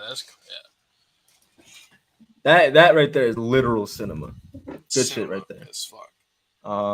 Hangman vs. Fletcher and the Owen was an underrated TV match of the year. Facts. That should have been a category in its own. Just straight up TV matches. Just put Hangman as his own category. Yeah, basically. TV matches. I got one for TV matches. Go ahead, let's hear it. Fuck it. It's Hangman and not Hangman. It's Ospreay and Takeshita from Oh yeah, was that the same show as Athena and Mercedes? Oh yeah, this was good. This was good too. Yep. Oh, give me a special shout out to Moose versus Lexus King. Yes. Lexus King was hoping like his bills were due. There you go, Cam hating ass, bro. Cam always hating. Bro, he's so mad. He's only putting his ear in the frame. He don't want to appreciate greatness. No. You don't appreciate Jack Perry though. No, appreciate it. Moose versus Oba. Oh yeah, man. There's so many good matches. Remember, bro, Cam, bro, you remember Angelo Parker said appreciate us? I'm not appreciating that. I'm not. What's that? All right, he moved, bro. All right, let's turn it up a bit more, bro. Let's go female wrestler of the year. Female wrestler of the year. All right. So when I'm looking at wrestler, Cam looks at it different to me. I'm looking at what you're giving me on all 3 levels. I'm looking at your stories. I'm looking at if you were a champion, how good is your title reign? I'm looking at the overall package. That's what best wrestler in the world to me is. Yeah. I personally think Stephanie Vaquer, in my opinion. If I'm not mistaken, she came. If I'm not mistaken, like she defended it at Stand and Deliver, amazing Raw debut. She had She had an entire division built around her as champion. Her stories were really good. Just everything about Stephanie. I'm gonna go Stephanie. I know Mercedes is probably a good pick for people, and if you go by Cam's criteria, fucking go for it. But for me, I look at your stories. I look at your presentation. Yeah, she was double champion as well. Yeah. Yeah, so I'm going. Yeah, she was double champion. She didn't lose the North American title. She gave it up. She elevated so many other people. Yeah, I'm going Stephanie Buckhare. Cam? No. No. No. No. Shut the fuck up. Shut the fuck up. CEO. That's what ill. CEO. CEO. CEO. CEO. CEO. CEO. CEO. Yeah, get the sign. Get the sign. Get Cam, go the fuck fucking yourself. sign. CEO. Why do I have infinite? What the fuck? CEO. Why do I have infinite? You know what you did. What did I do? You know what you did. What did I do? You know what you did. You know I what didn't you do did. nothing. You know what you did. CEO. CEO. Oh, he's still doing it. Oh my god. CEO. CEO. CEO. Chat, should I get it again? CEO. CEO. Should I get the sign again? Yeah, get the side. Get the If I side. get it again, I'm putting the double infinite. I'm getting the double, bro. Don't. It's the CEO. The CEO Mortos? The CEO. Oh my god. You're not gonna give reasonings, you're just gonna say it's CEO. CEO. It's the CEO. Get the sign. Get the sign. All right, bro. That's enough. That's enough out of you, bro. Matter of fact, you think I'm bullshitting? Think I'm bullshitting? Oh, chat, double infinite. Trouble. Cam is coping that the Pacers might lose tonight, which I hope they don't. Because I don't want hoop season to be over. Yeah, he said on June. Bro, you getting the double infinite symbol, you bastard. Mad at me because I'm over here doing the CEO day. They said on Juneteenth, Cam. I think Mercedes is black. So what I got? I think Mercedes black. God, like I'm doing some other dance. Mercedes black. I can do the CEO. Damn, I'm putting in my 2 weeks because of you. I hope you know. He got the double infinite. Why do I still have infinite? Cause you know what you did, bro. What did I do? I didn't do what you did. I didn't. You know what you did. You know what you did. Tell me what bro. I did. Tell me you know what you did, bro. Nah, tell me what I did. Shit. Where do I start? Where do I start? First, where do you start? What shit? The disrespect to Jack Perry. The disrespect yeah, fuck to steak, Jack Perry. He sucks. What's next? The disrespect to steak and ketchup. That's just, bro. Nobody in the chat likes steak and ketchup. That's gross. I don't give a fuck. And the biggest one to me, bro, is that little accident that you had a couple months ago. It was an accident. Here we fucking go again. Bro, did I not apologize for the accident? Chat. This man claims that he accidentally. What do you need? He accidentally found or searched a photo of Edward and Dakota Kai. He accidentally saved it. He accidentally went to our group chat, the Rated M group chat. He accidentally opened his camera roll. He accidentally clicked the photo and accidentally hit send. And that's the first thing I gotta see before I go to work in the morning. Already mad as fuck because I gotta get up at 5 a.m.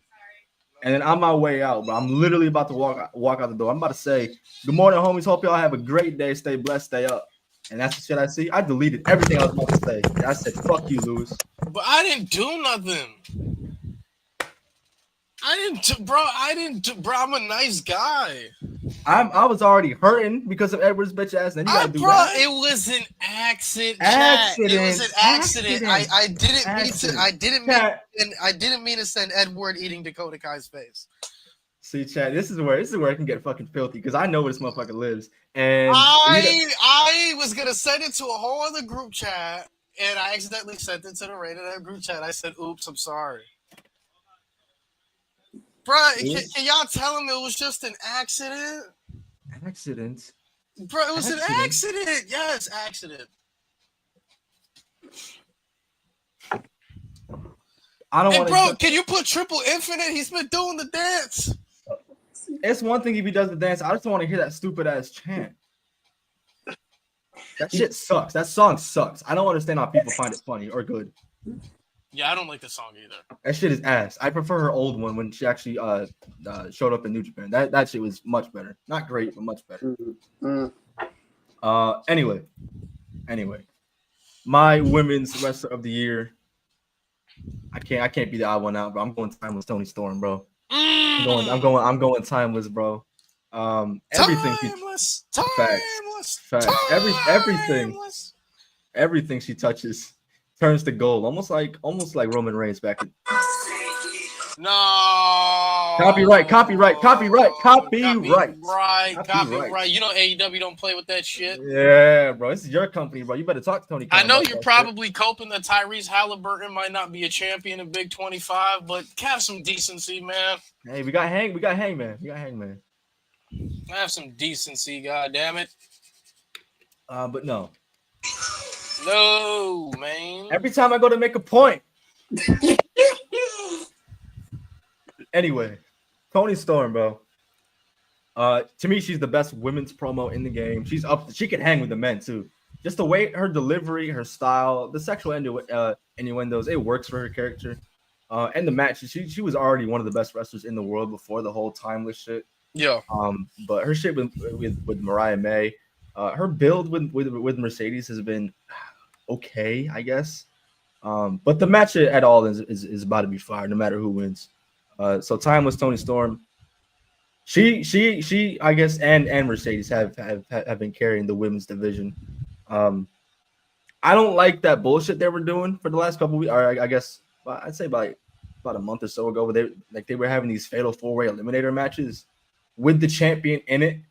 So you have three possible candidates to challenge Toni Storm, but a segue, excuse me, to build new stars, to give people, the I guess credibility to even have a reason to go after Toni Storm or any other championship. Right. And they just throw it all away in one match in one night.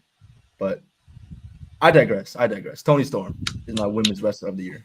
Toni motherfucking Storm. I mean, I'm telling you, get a bigger check. Were there any honor? Actually, Drake Quinn. That's a good point. Any honorable mentions that we could think of? Yes, Masha Slamovich. She's been having a very good run as champion. She's been having really good matches as champion. It would shock me because she ain't got a roster to work with. Yeah, ain't got a roster to work with. She already smoked Tessa Blanchard, so yeah, we're good. But yeah, no, I'm gonna give it to Masha Slamovich as an honorable mention. She's been really good. Actually, can you not call her Masha Slamovich? Can you call her Masha Slamovich? Yeah. That's her name, Masha Slamovich. Masha Slamovich. She told me that herself. Oh, she Masha Slamovich? All right, cool. I met her at DPW. I walked up too. I said, "What's up, Masha Slamovich?" She said, "That's my name." I said, "Yes, go." Masha Slamovich. Masha Slamovich. Yeah, no, I'm gonna honorable mention Masha Slamovich. She's having a very good title reign. She's doing good. Yeah. Are we throwing Naomi in there? Oh yeah, for sure. For fucking sure. She got a good match out of Jay Cargill. This is true. But bro, you know what pisses me off? And I'm gonna give you credit, somebody in the chat. If I can find it.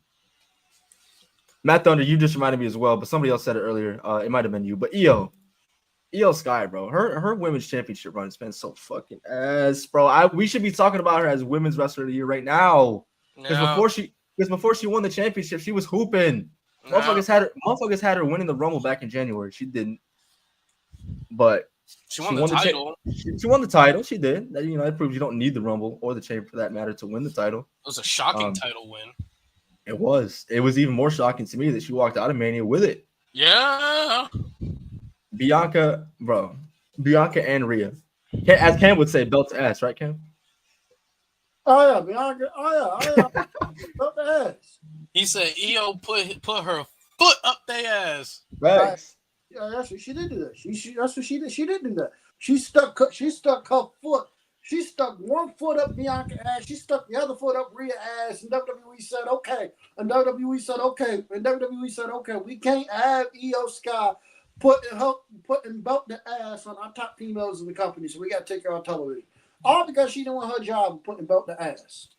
Oh, I will say Becky already as an honorable mention. Yeah, I'm with that. She had a great return. And then the tag title match Raw after Mania was really good. Mm-hmm. The elevation she did Lyra. Lyra was a double champ, guys. Even though it's for 18 hours, Lyra was a double champ. She was a double champ because of Becky. Uplifting the IC title scene.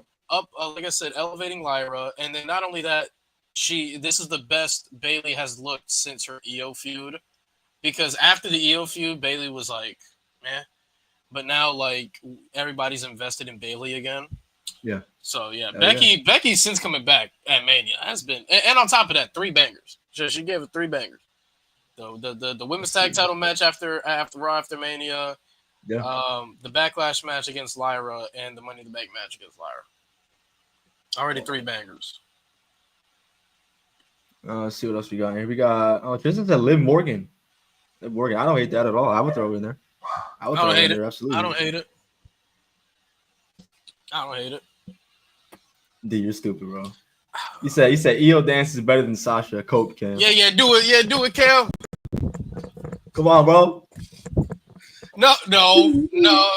That's not what I meant, bro. No. Oh, CEO.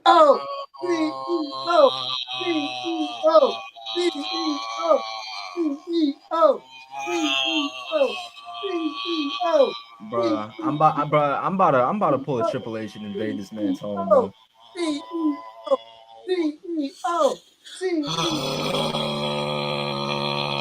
Thank you. No. Cut it out.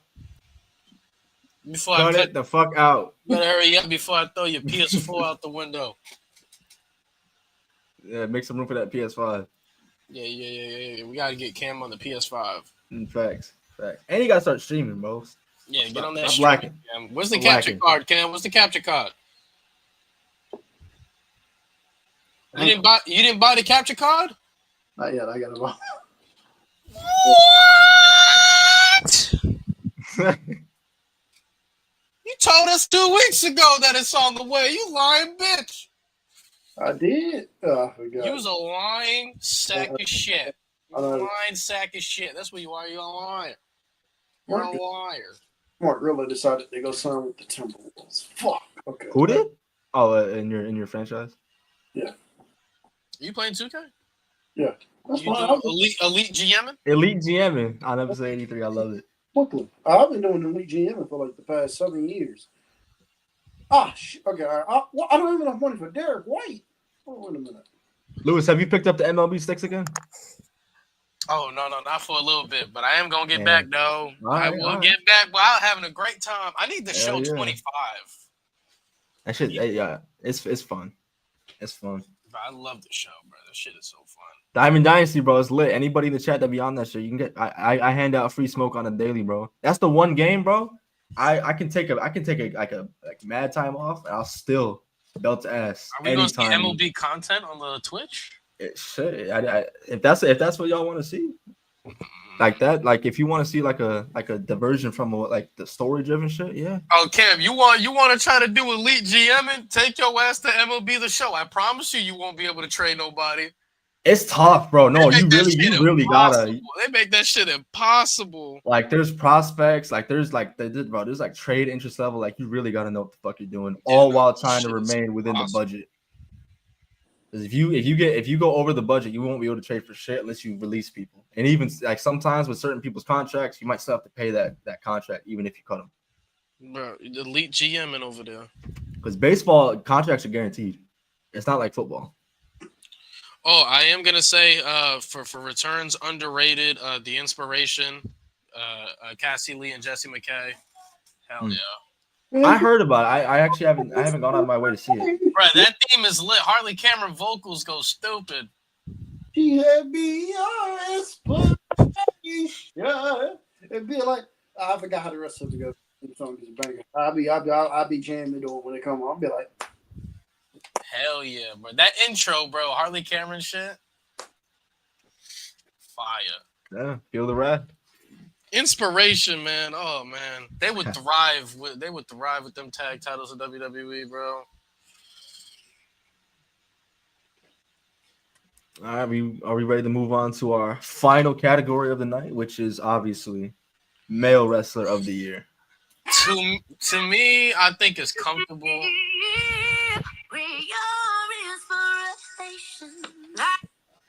Damn, that's my first time hearing that shit. That shit. Ollie can't. Yeah, that shit lit. All right, so to me, when we're talking about the male wrestler of the year, that guy said, if you're like Cam and do match quality, that's fine. My criteria, I look at the overall package of what you're giving me. I also think wins and losses matter because I cannot call somebody the best in the world if you're a fucking loser. I don't know why Kieran thought Drew McIntyre was the best in the world in 2024 when he got owned by Punk twice. But nonetheless, we are here. I think the best in the world is comfortably between two men, but I think the best wrestler in the world is Hangman Page. Dun dun dun dun dun. Fucking From a man. storytelling standpoint, match quality standpoint, a character standpoint, a mic work standpoint, I don't think there's been a man better than Hangman Page. I would have given it to Will Ospreay, but the match at Double or Nothing was kind of the deciding factor on who's the best wrestler in the world. Right. Because both guys were on even playing field. Whoever got that last big win, that was it for me. Whoever's main event and All In, that was it for me. And it was Hangman Page. So I'm going Hangman. I can't say Oba, Daniel. I can't say Oba. His booking has been atrocious. His booking has been atrocious. And his matchups have not been that good. They put him in there with Jasper Troy. Ew. That shit was ass, bro. They failed. With Jasper fucking Troy. Jasper Troy was nowhere near ready for that shit at all. But again, if you're like Cam and doing match quality, I can see him going a plethora way. Like Hiroki Goto's in there too. But for me, like I look at the overall package, I have to say it's Hangman Page. Tim? For me, I'm going with Hiroki Goto. I'm going with Hiroki Goto. Hiroki Goto is 45 years old, okay? Old as shit. Let me make sure I'm right on that. He old as fuck. That's crazy. He don't look 45, though. Yeah, he's 45 years old. Damn. And New Japan, because they badly need New Japan for too long relied on Okada and Tanahashi and Will Ospreay and Jay White, Kenny Omega and Kota Ibushi. They relied on these names for so long. Now they don't have any of these names. And they're being forced to create actually create stars now. They have not created a lot of them. So they had to go to Goto. Goto had been in New Japan for a while. I don't think this is his first reign as IWGP champion. He'd never been champion in there, but Goto was always a fan favorite, always reliable. They told a great story leading up. They told a great story with him leading into leading to the match with Zack Sabre Jr. in February. They told a great story with him. Goto had his kids there. Told a great story. Goto had his kids there. Goto won the title. And since Goto has won the title, his match quality has been absolutely up the fucking chart. His match quality has been absolutely incredible. Goto he's been the best thing on a lot of New Japan shows this year. I think his matches have saved a lot of New Japan shows. So for that alone, Hiroki Goto to me is wrestler of the year. My number 2 is Kenny Omega. So there you go. So my wrestler of the year, I am in agreement with Lewis, bro. To me, it's got to be Hangman Adam Page. He, to me, has developed this trait that I see with people like a CM Punk or a Paul Heyman, just to name a few, where when they have a mic in their hands, you stop whatever you're doing and you listen to what he's about to say. I haven't heard this man cut a bad promo in a long time, maybe ever. The promo he had with Ospreay is going to go down as probably promo of the year. It's safe to say at this point. Yep.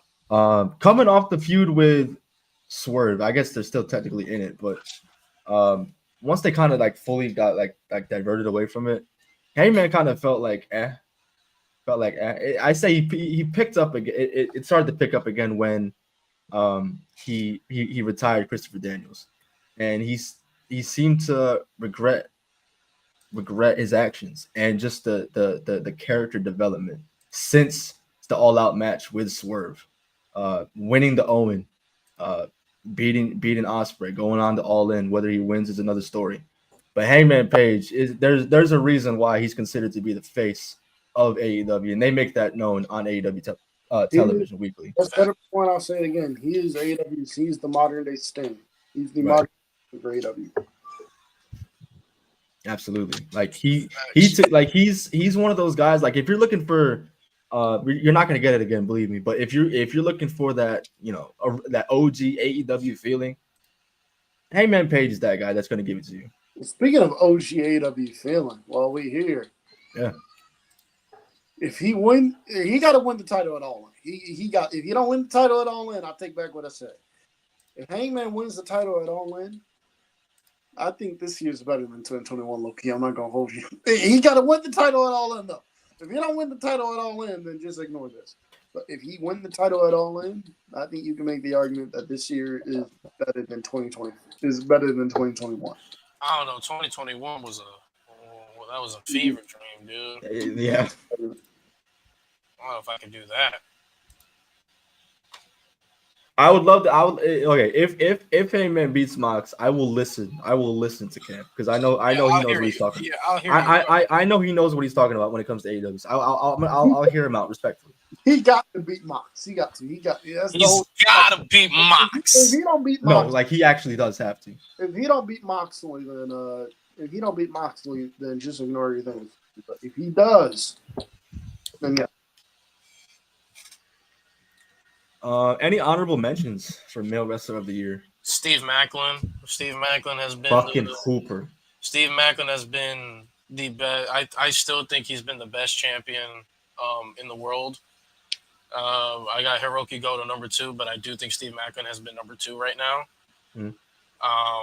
I think he's having a very good mid-card title run, and he's just killing it. He leveled up from an in-ring standpoint. He was always good in the ring, but he's just bringing that physicality, that brutality that we know Steve Maclin can bring, and his storytelling has gotten better. Mike Santana is another good one as well. But yeah, shout out. But Mike Santana lost a Trick, sadly. So, and Steve Macklin's undefeated on the year. But yeah, shout out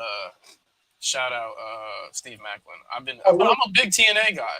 Low key, Trick Williams is a better rapper than Swerve Strickland. Oh jeez. Cam, I don't know if you're seeing right now, but watching Hadley play is rough. Oh, he is playing tonight.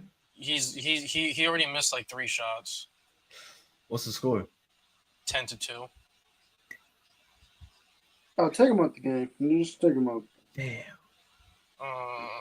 He should not be. Let me think. Bro, I can't. Bro,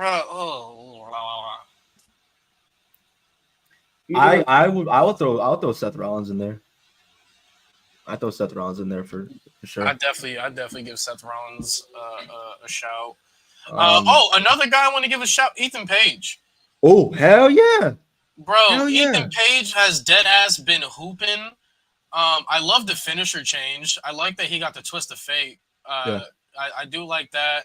But we know Ethan Page always been good, but Ethan Page really having, like, by the time he gets called up, he's gonna be looked at as one of the greatest NXT superstars of all time. Really good NXT title reign. He's so far he's having a really nice North American title reign. Yeah. His feud with Trick he carried in. His feud with Javon really good. His feud with Ricky right now really fucking good. And he already has a plethora of really good matches, like Halloween Havoc with Trick. I thought that was fun. When he faced Javon, what was the show where he broke Javon's fucking jaw? Was that Battleground? That was Vengeance Day. That was Vengeance Day. That was a really fucking good match of Vengeance Day. Him versus Ricky at No Mercy was pretty. No Mercy at Stand and Deliver was pretty good. But yeah, Ethan Page. Shout out Ethan Page, bro. I like her. I like it. Triple H. Let me tell you something. When Ethan Page gets called up, take the Miz off TV. You don't have to raise him for the match. I agree with you on that one. Whatever you got for Miz, you can slide Ethan Page. Oh, Paces. Cam Paces. They brought it back. 10-10 now. They won on an 8-0 run, Cam. Look good or no? Is Halliburton playing good? You know he's not. No, I was asking about that run. Was he playing good during that run? No, okay, all right. Halliburton, I love you, man. I do. I appreciate you trying to play, but halftime, man, if you ain't got it going, we're just going to just sit down. Matt Thunder throws out the question, what's the worst match of the year?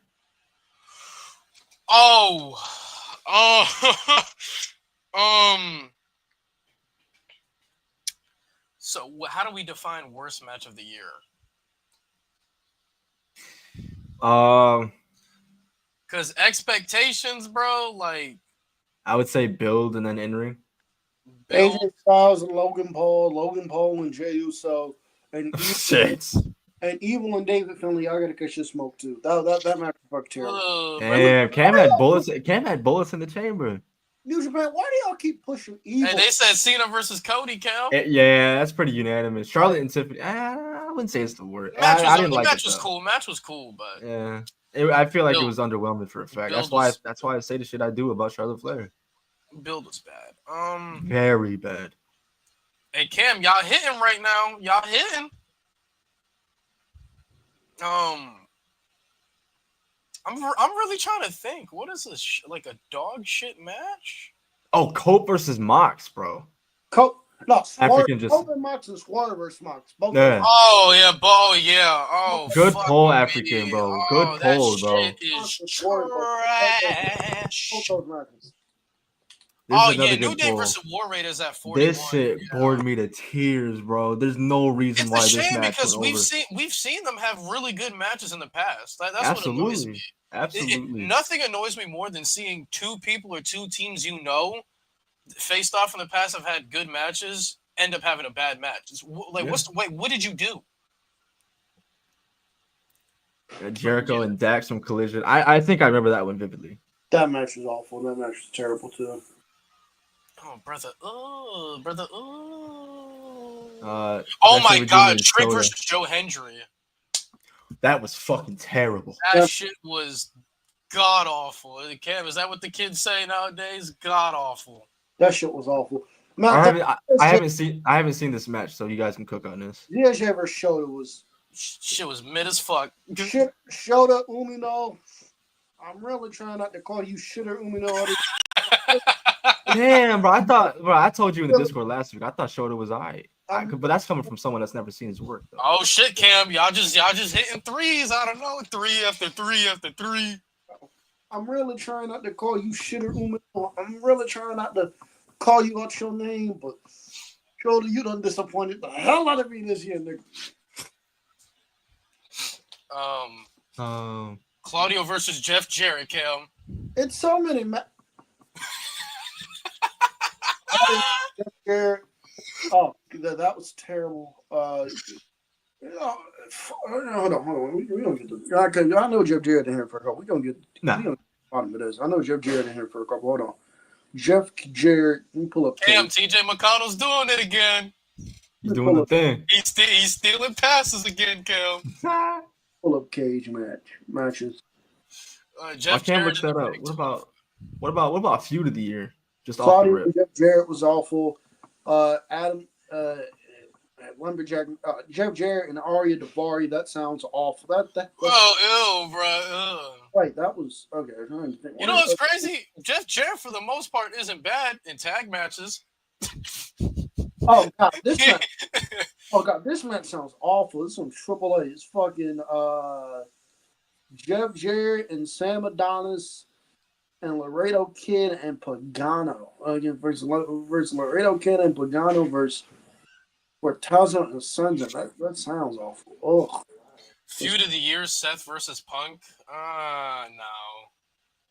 No. Last year, I would have said yeah. Last year, you would have, but nah. Feud of the year this year, honestly, it's gonna be Kenny and Okada. It's gonna be Kenny and Okada. Yeah. It's gonna be Kenny and Okada. Oh, also, worst matches there. Forgot about this. Dax and Tony D. I'm gonna add that shit. Oh yeah, Mariah and Tony. My fault. Mariah and Tony. Yeah, that's feud of the year easily. Yeah. Oh yeah, lock. Yeah.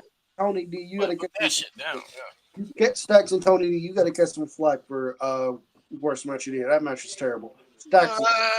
You ain't rocking with Stacks. Stacks is terrible. Stacks is terrible. You rocking with Luca at least? Huh? You rocking with Luca at least? Talk about Italian Roman Reigns. Facts, bro. The resemblance is insane. Talk about Italian Roman Reigns. Hey. I don't know about Luca, bro. They're making it a little too obvious that he's gonna turn. So I don't know. Not Stacks. Stacks is terrible. Stacks is terrible. Don't y'all come in the chat. Don't y'all come in the chat try to cape for Stacks the way y'all do for Kenny. Can't be rocking with Rizzo. Y'all need to let Rizzo. Rizzo mine, bro. You know what I'm saying? I thought Roxanne Perez was yours. Yeah, better work in the stack. I got a lot. Oh, you got a roster. Yeah. You better work in the stacks. I don't know if that's saying much, but what you Mike mean? Mike Santana versus Mustafa Ali. Fire. Lewis, I haven't seen this. Fire, I know, but I I'm would go tripping, Mike Santana and Josh Alexander. Oh shit! All right. I would go there. Or we can go Joe Hendry and Nick Nemeth. That was pretty awesome as well. Nick Nemeth sounds like he's been fucking killing it in TNA. I really gotta watch him. He's been top 10 the past 2 years. I don't care. Damn. I don't care. He's been top 10 the past 2 years. This is the best run of his life. Then I quit match, right, Lewis? Yeah. Other than that no selling, fucking Mike Santana did where he did where he fucking no sold the C4 spike through the table, but you know He's no sold a C4 spike? Yeah, that shit was ass. Through a table. Through a table? Yeah, that shit was ass. But other than that, it was cool. It was a great match.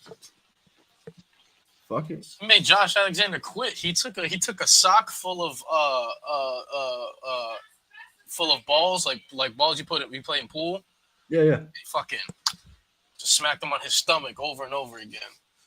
Pool balls, man. That's ruthless. Hey Cam, you see that, bro? At least Lewis is consistent with the no selling. He's willing to call. I have been thinking about Chelsea Green. Chelsea and Selena Saturday Night Main Event. Oh, brother. That shit did not need to be on the show. Honestly, that entire Saturday Night Main Event show, aside from the tag match with Braun and Seth and Punk and Sammy, that entire show was. That's what you get for having a Jey Uso centric show. That's what y'all get. Don't ever try to fight me on Zelina Vega being good again. I told y'all she was not like that in the ring. I think Zelina Vega's good as a manager. Andrade's right there. Yeah, Andrade. Yeah, Cam, can you talk to Triple H, please? Yeah, come on, Paul. The fuck are we doing? Cam went to go play with himself, chat. That's where he went. He you know how like turtles put their head in their show. Cody and KO for feud of the year. That was really fucking good. It was that good. To me was Cody's best feud with his championship reign. Chat, here's this crazy stat. The Pacers started off tonight's game 0 for 8. Now they're 8 from 10 from the field. They hit 8 straight. What are we looking at for a score now? Pacers are winning 24-17. Whoa. Yeah. Bro, they just went on a crazy stretch. I don't know what it is. OKC's just buns when they're in Indy. They don't play good when they're in Indy. They don't. Damn. They don't fucking play good. Are there any other honorable mentions we got for male wrestler of the year? I think that's mostly everybody. But there's some things I do want to talk about though. Yeah, go ahead, absolutely. Chad, I want you to hear me and hear me clearly, right? Because I feel like people don't know what it means when we call somebody the best in the world. So let me put it to you like this, and then I'll say a take regarding what I think, right? So to be the best wrestler in the world, I'm not talking about you as a talent. That is not what I'm talking about. I'm talking about what did you give me? What did you provide for me in this time frame, right? And usually when I ask people who's the best wrestler in the world, we get the casual names, which is not bad in a sense, but some of the casual names I be getting, most of them don't be on TV. Most of them don't be hitting when they're on TV. And on top of that, they're just not consistent enough, right?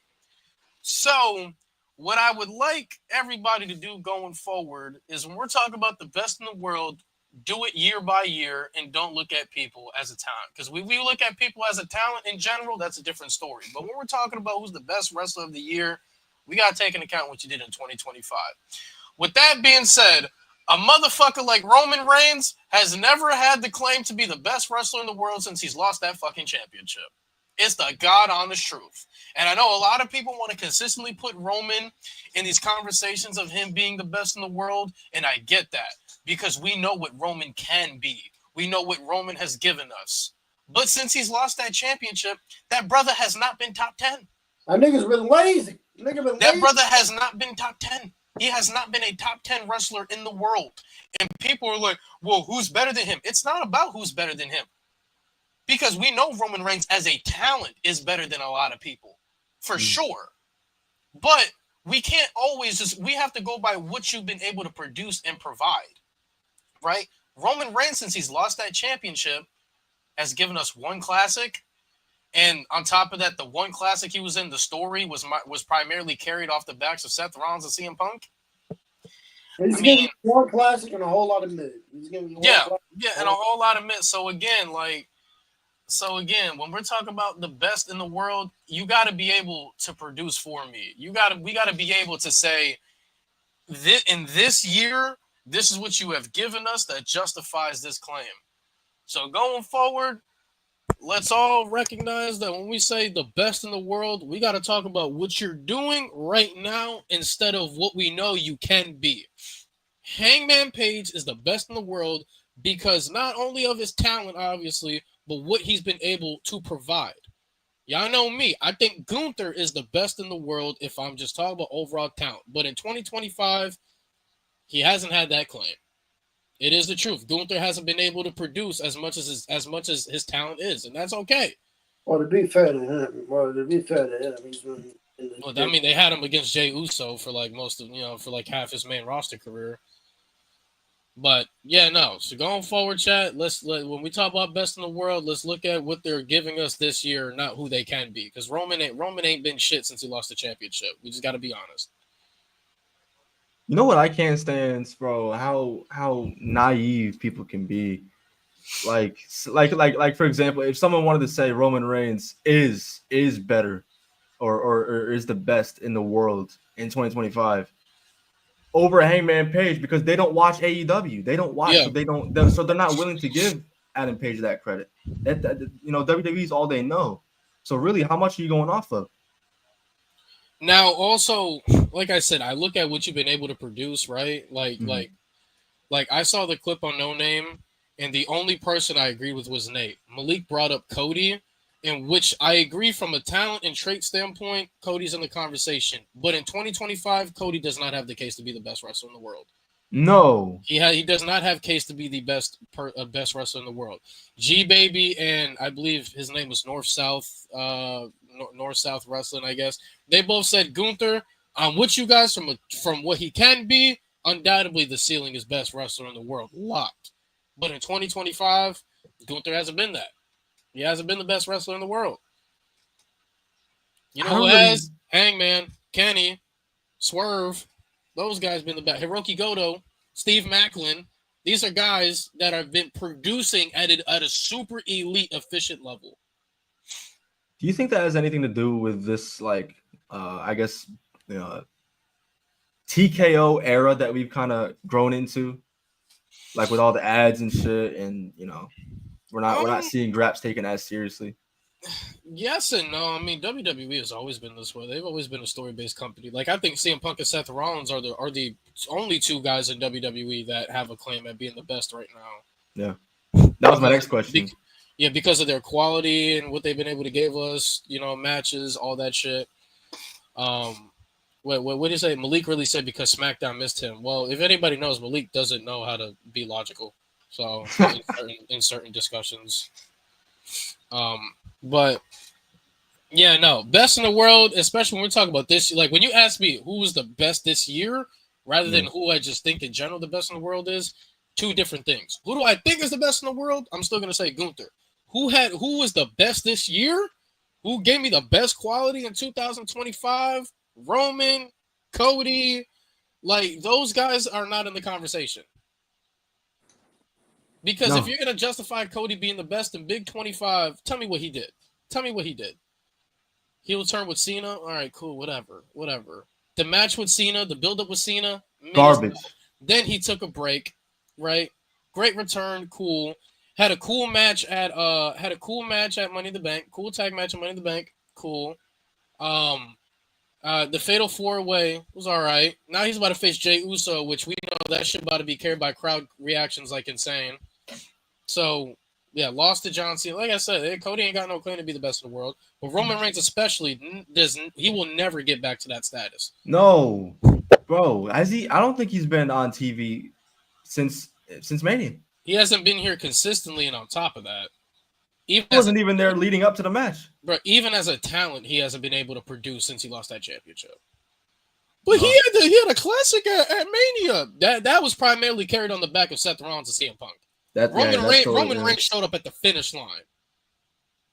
And that's all Roman is going to be. The shit is still carried by CM Punk and Seth Rollins. And Roman Reigns is going to show up when it's hot. They could have easily done the Paul Heyman turn without Roman Reigns. Roman Reigns being in the match was just a cherry on top.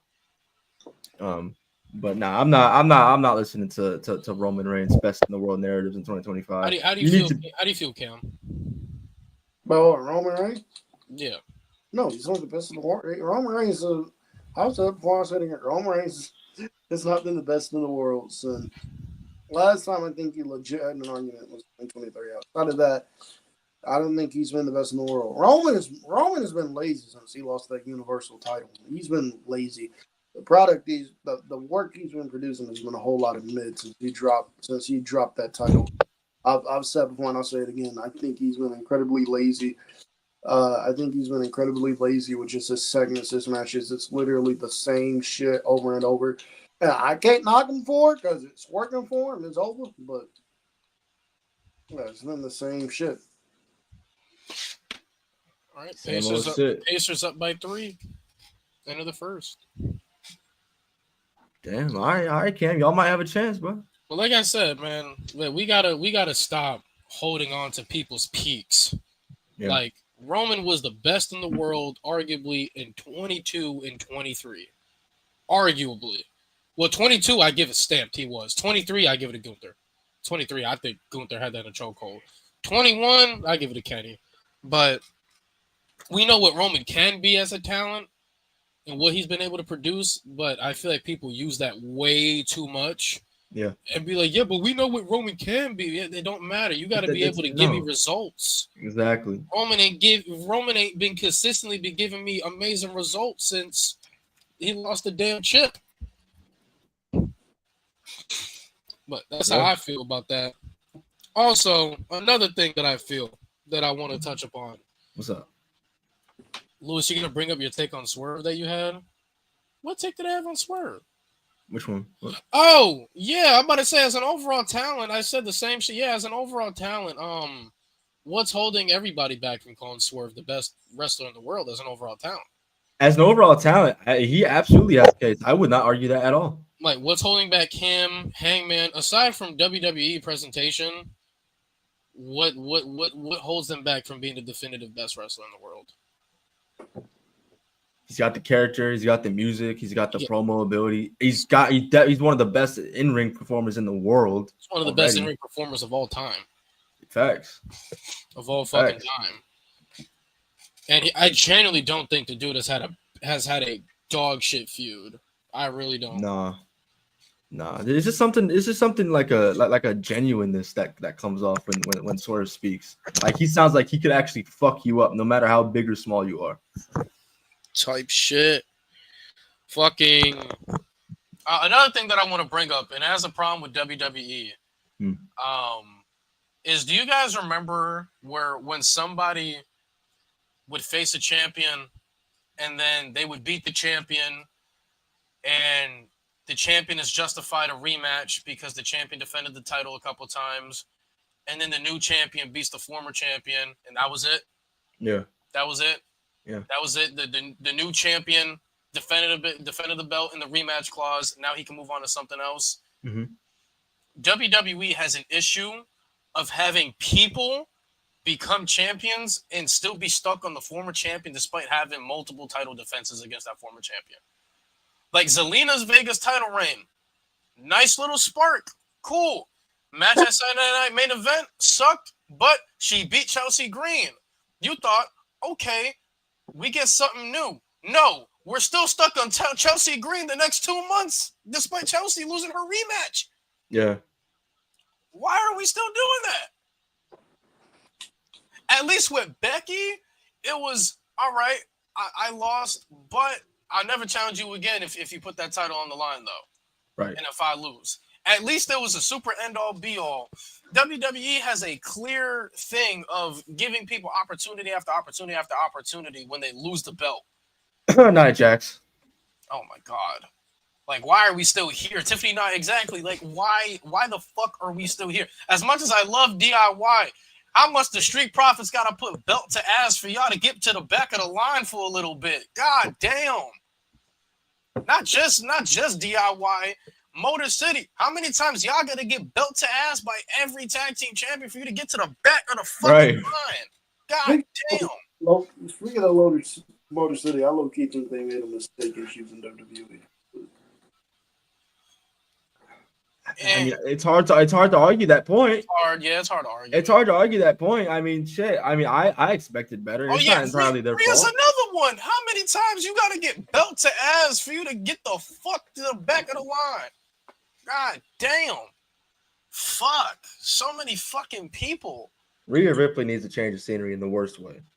She's one, but she got to go to SmackDown. She got to do something. She got to do something. SmackDown. Let it something, bro. Because I feel like the main event scene over at SmackDown, it's Tiffany Stratton and I guess Naomi and Bianca when she's healthy. Zelina's past 11 out of 12 matches has involved the Secret Service. Oh my God. Like, bro, it gets to a point, bro. Like, I don't care how y'all feel about Zelina, but nobody should be stuck on a feud this fucking, especially a mid-card feud. Like, I'm not saying Zelina good, but like, can you throw in a Michin, a B-Fab or something? Like, no, because that brings me to my next point about Michin, bro. Because when Chelsea won the United States Championship, the inaugural United States Championship, they ran up Michin and Chelsea Green like they had up the ass, bro. Up the fucking ass. I like what they're doing with Julia, but I'm afraid they're gonna have Zelina being the fucking it seems like the U.S. title right now is a vortex of just like, all right, you're gonna have a title match every week. You're gonna lose every week, but you're gonna have a title match every week. I don't want that. I don't want that to be the case. Right. I want Julia to walk in there, beat Zelina. That's it. Who's next? That's the type of person I want Julia to be. All right, I just whooped your ass. Who's next? Come on, bring out the next. That's what I want Julia to be. I wonder how much of a better situation we'd be in if Triple H only went with one mid-card championship. It would have been better. Exactly. I've always been of the opinion that less is more. I agree. That's where you can throw in a Jay Cargill, a Raquel. You can fluctuate Nia Jax in there. Bailey obviously would be a great Roxanne, Julia. That mid-card scene would have been stacked. Oh yeah, but no, we needed two, and just now, because of Becky Lynch, the Intercontinental Championship is starting to feel important, and that's no disrespect to Lyra. It feels more important than the Women's World Championship, though. When's the last time EO wrestled, chat? Serious, this is a serious question. Don't even know. And that's our world champion. Someone that we wanted as women's world champion. Someone that everybody in the community, I hope everybody in the community, openly glazed for. Yeah. Because she deserves it. And what did we get for it? She don't even wrestle no more. She don't even. I said it on stream. It's almost a curse if you're a champion now. Like, if you want your favorites to be champion, don't, because they're not gonna wrestle like that. Yeah, I did the mistake with Gunther. Now look at him. He wrestles once every 3 months. See? This is the truth. He has a banger once every 3 months now, despite having a banger week after week after week. It is what it is. Tag match on Raw. That was a long time ago. Khris, you going live today? I am 10:30 p.m. Eastern, bro. We gonna try and get a chunk out of this game, bro. I don't know if we're gonna finish. I don't know the timeline of how long the game is. It's been a while, but yeah, I'm gonna try to go 2.5 3 hours tonight. What are you streaming next? What game? Me? Yeah. What you need? What do you need? Type C? Cam, you got to stream, bro. Type C. I got you. I'm telling you, bro. I promise people would pull up. I promise people would pull up. You see the support that me and Lewis and everybody else in the community be getting from each other, bro. It's love. It's love.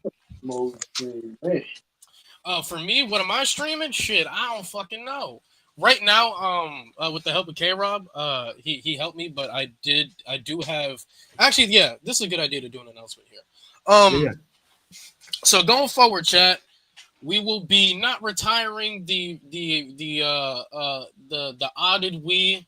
I can't say the full name because I don't need Nintendo showing up at my house, but we gonna be going away a little bit from the odded Wii. I will only be going back to it if there is a game that is absolutely necessary that I have to go there for. You know, like, for example, Ultimate Muscle, it's only on GameCube. It's not on PS2 or anything like that. With that being said, though, I do, with this new setup that Khris got me, again, beautiful, by the way. It runs at 60 frames, 100 speed. I've been playing Here Comes the Pain all day. Hey. But I've been K-Rob helped me. I have PCS X2 now, the PS2 emulator. So now I'm gonna be running PS2 versions of the games that I have on the GameCube. Because if you guys have been in my live streams, you guys know GameCube's visuals are not great. They're dark. Yeah. They are very dark. And not every game I can turn the brightness up.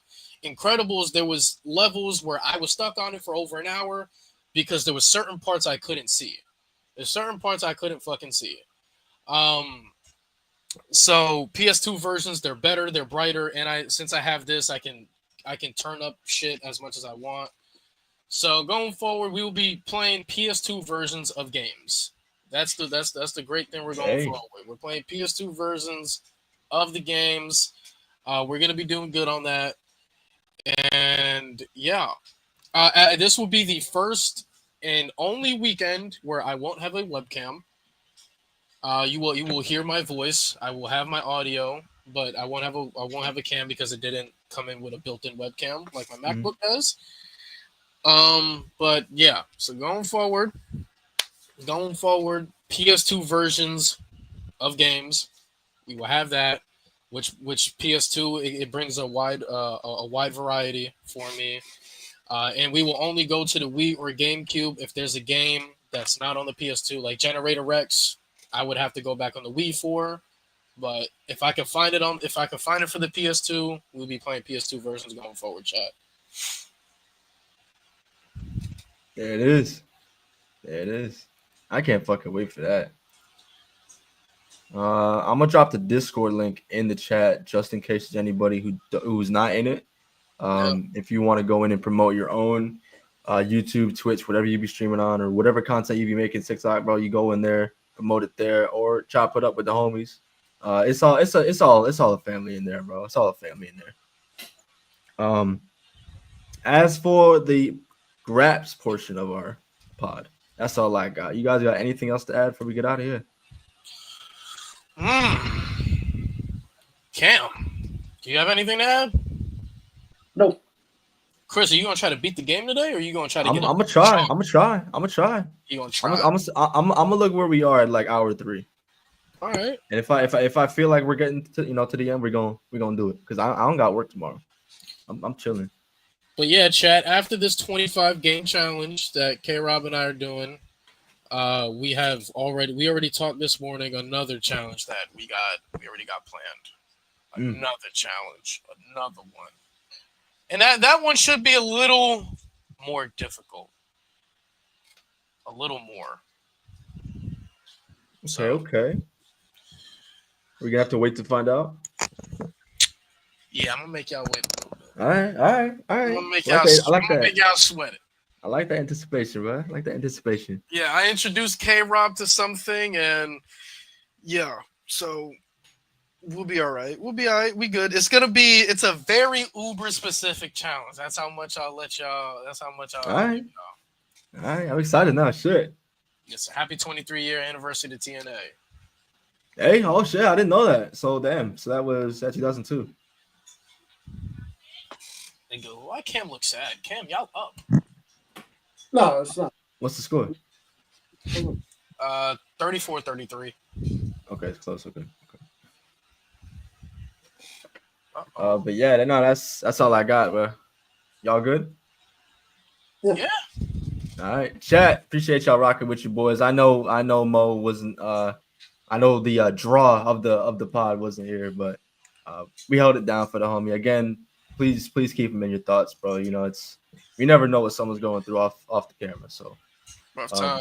Just keep him in your thoughts. Send him some love if you can. And that will do it for episode 83 of the Rated M Podcast. That was our Pro Wrestling Mid-Year Awards. I will see anybody who pulls up to my stream in about an hour, 10:30 p.m. Eastern time on Twitch.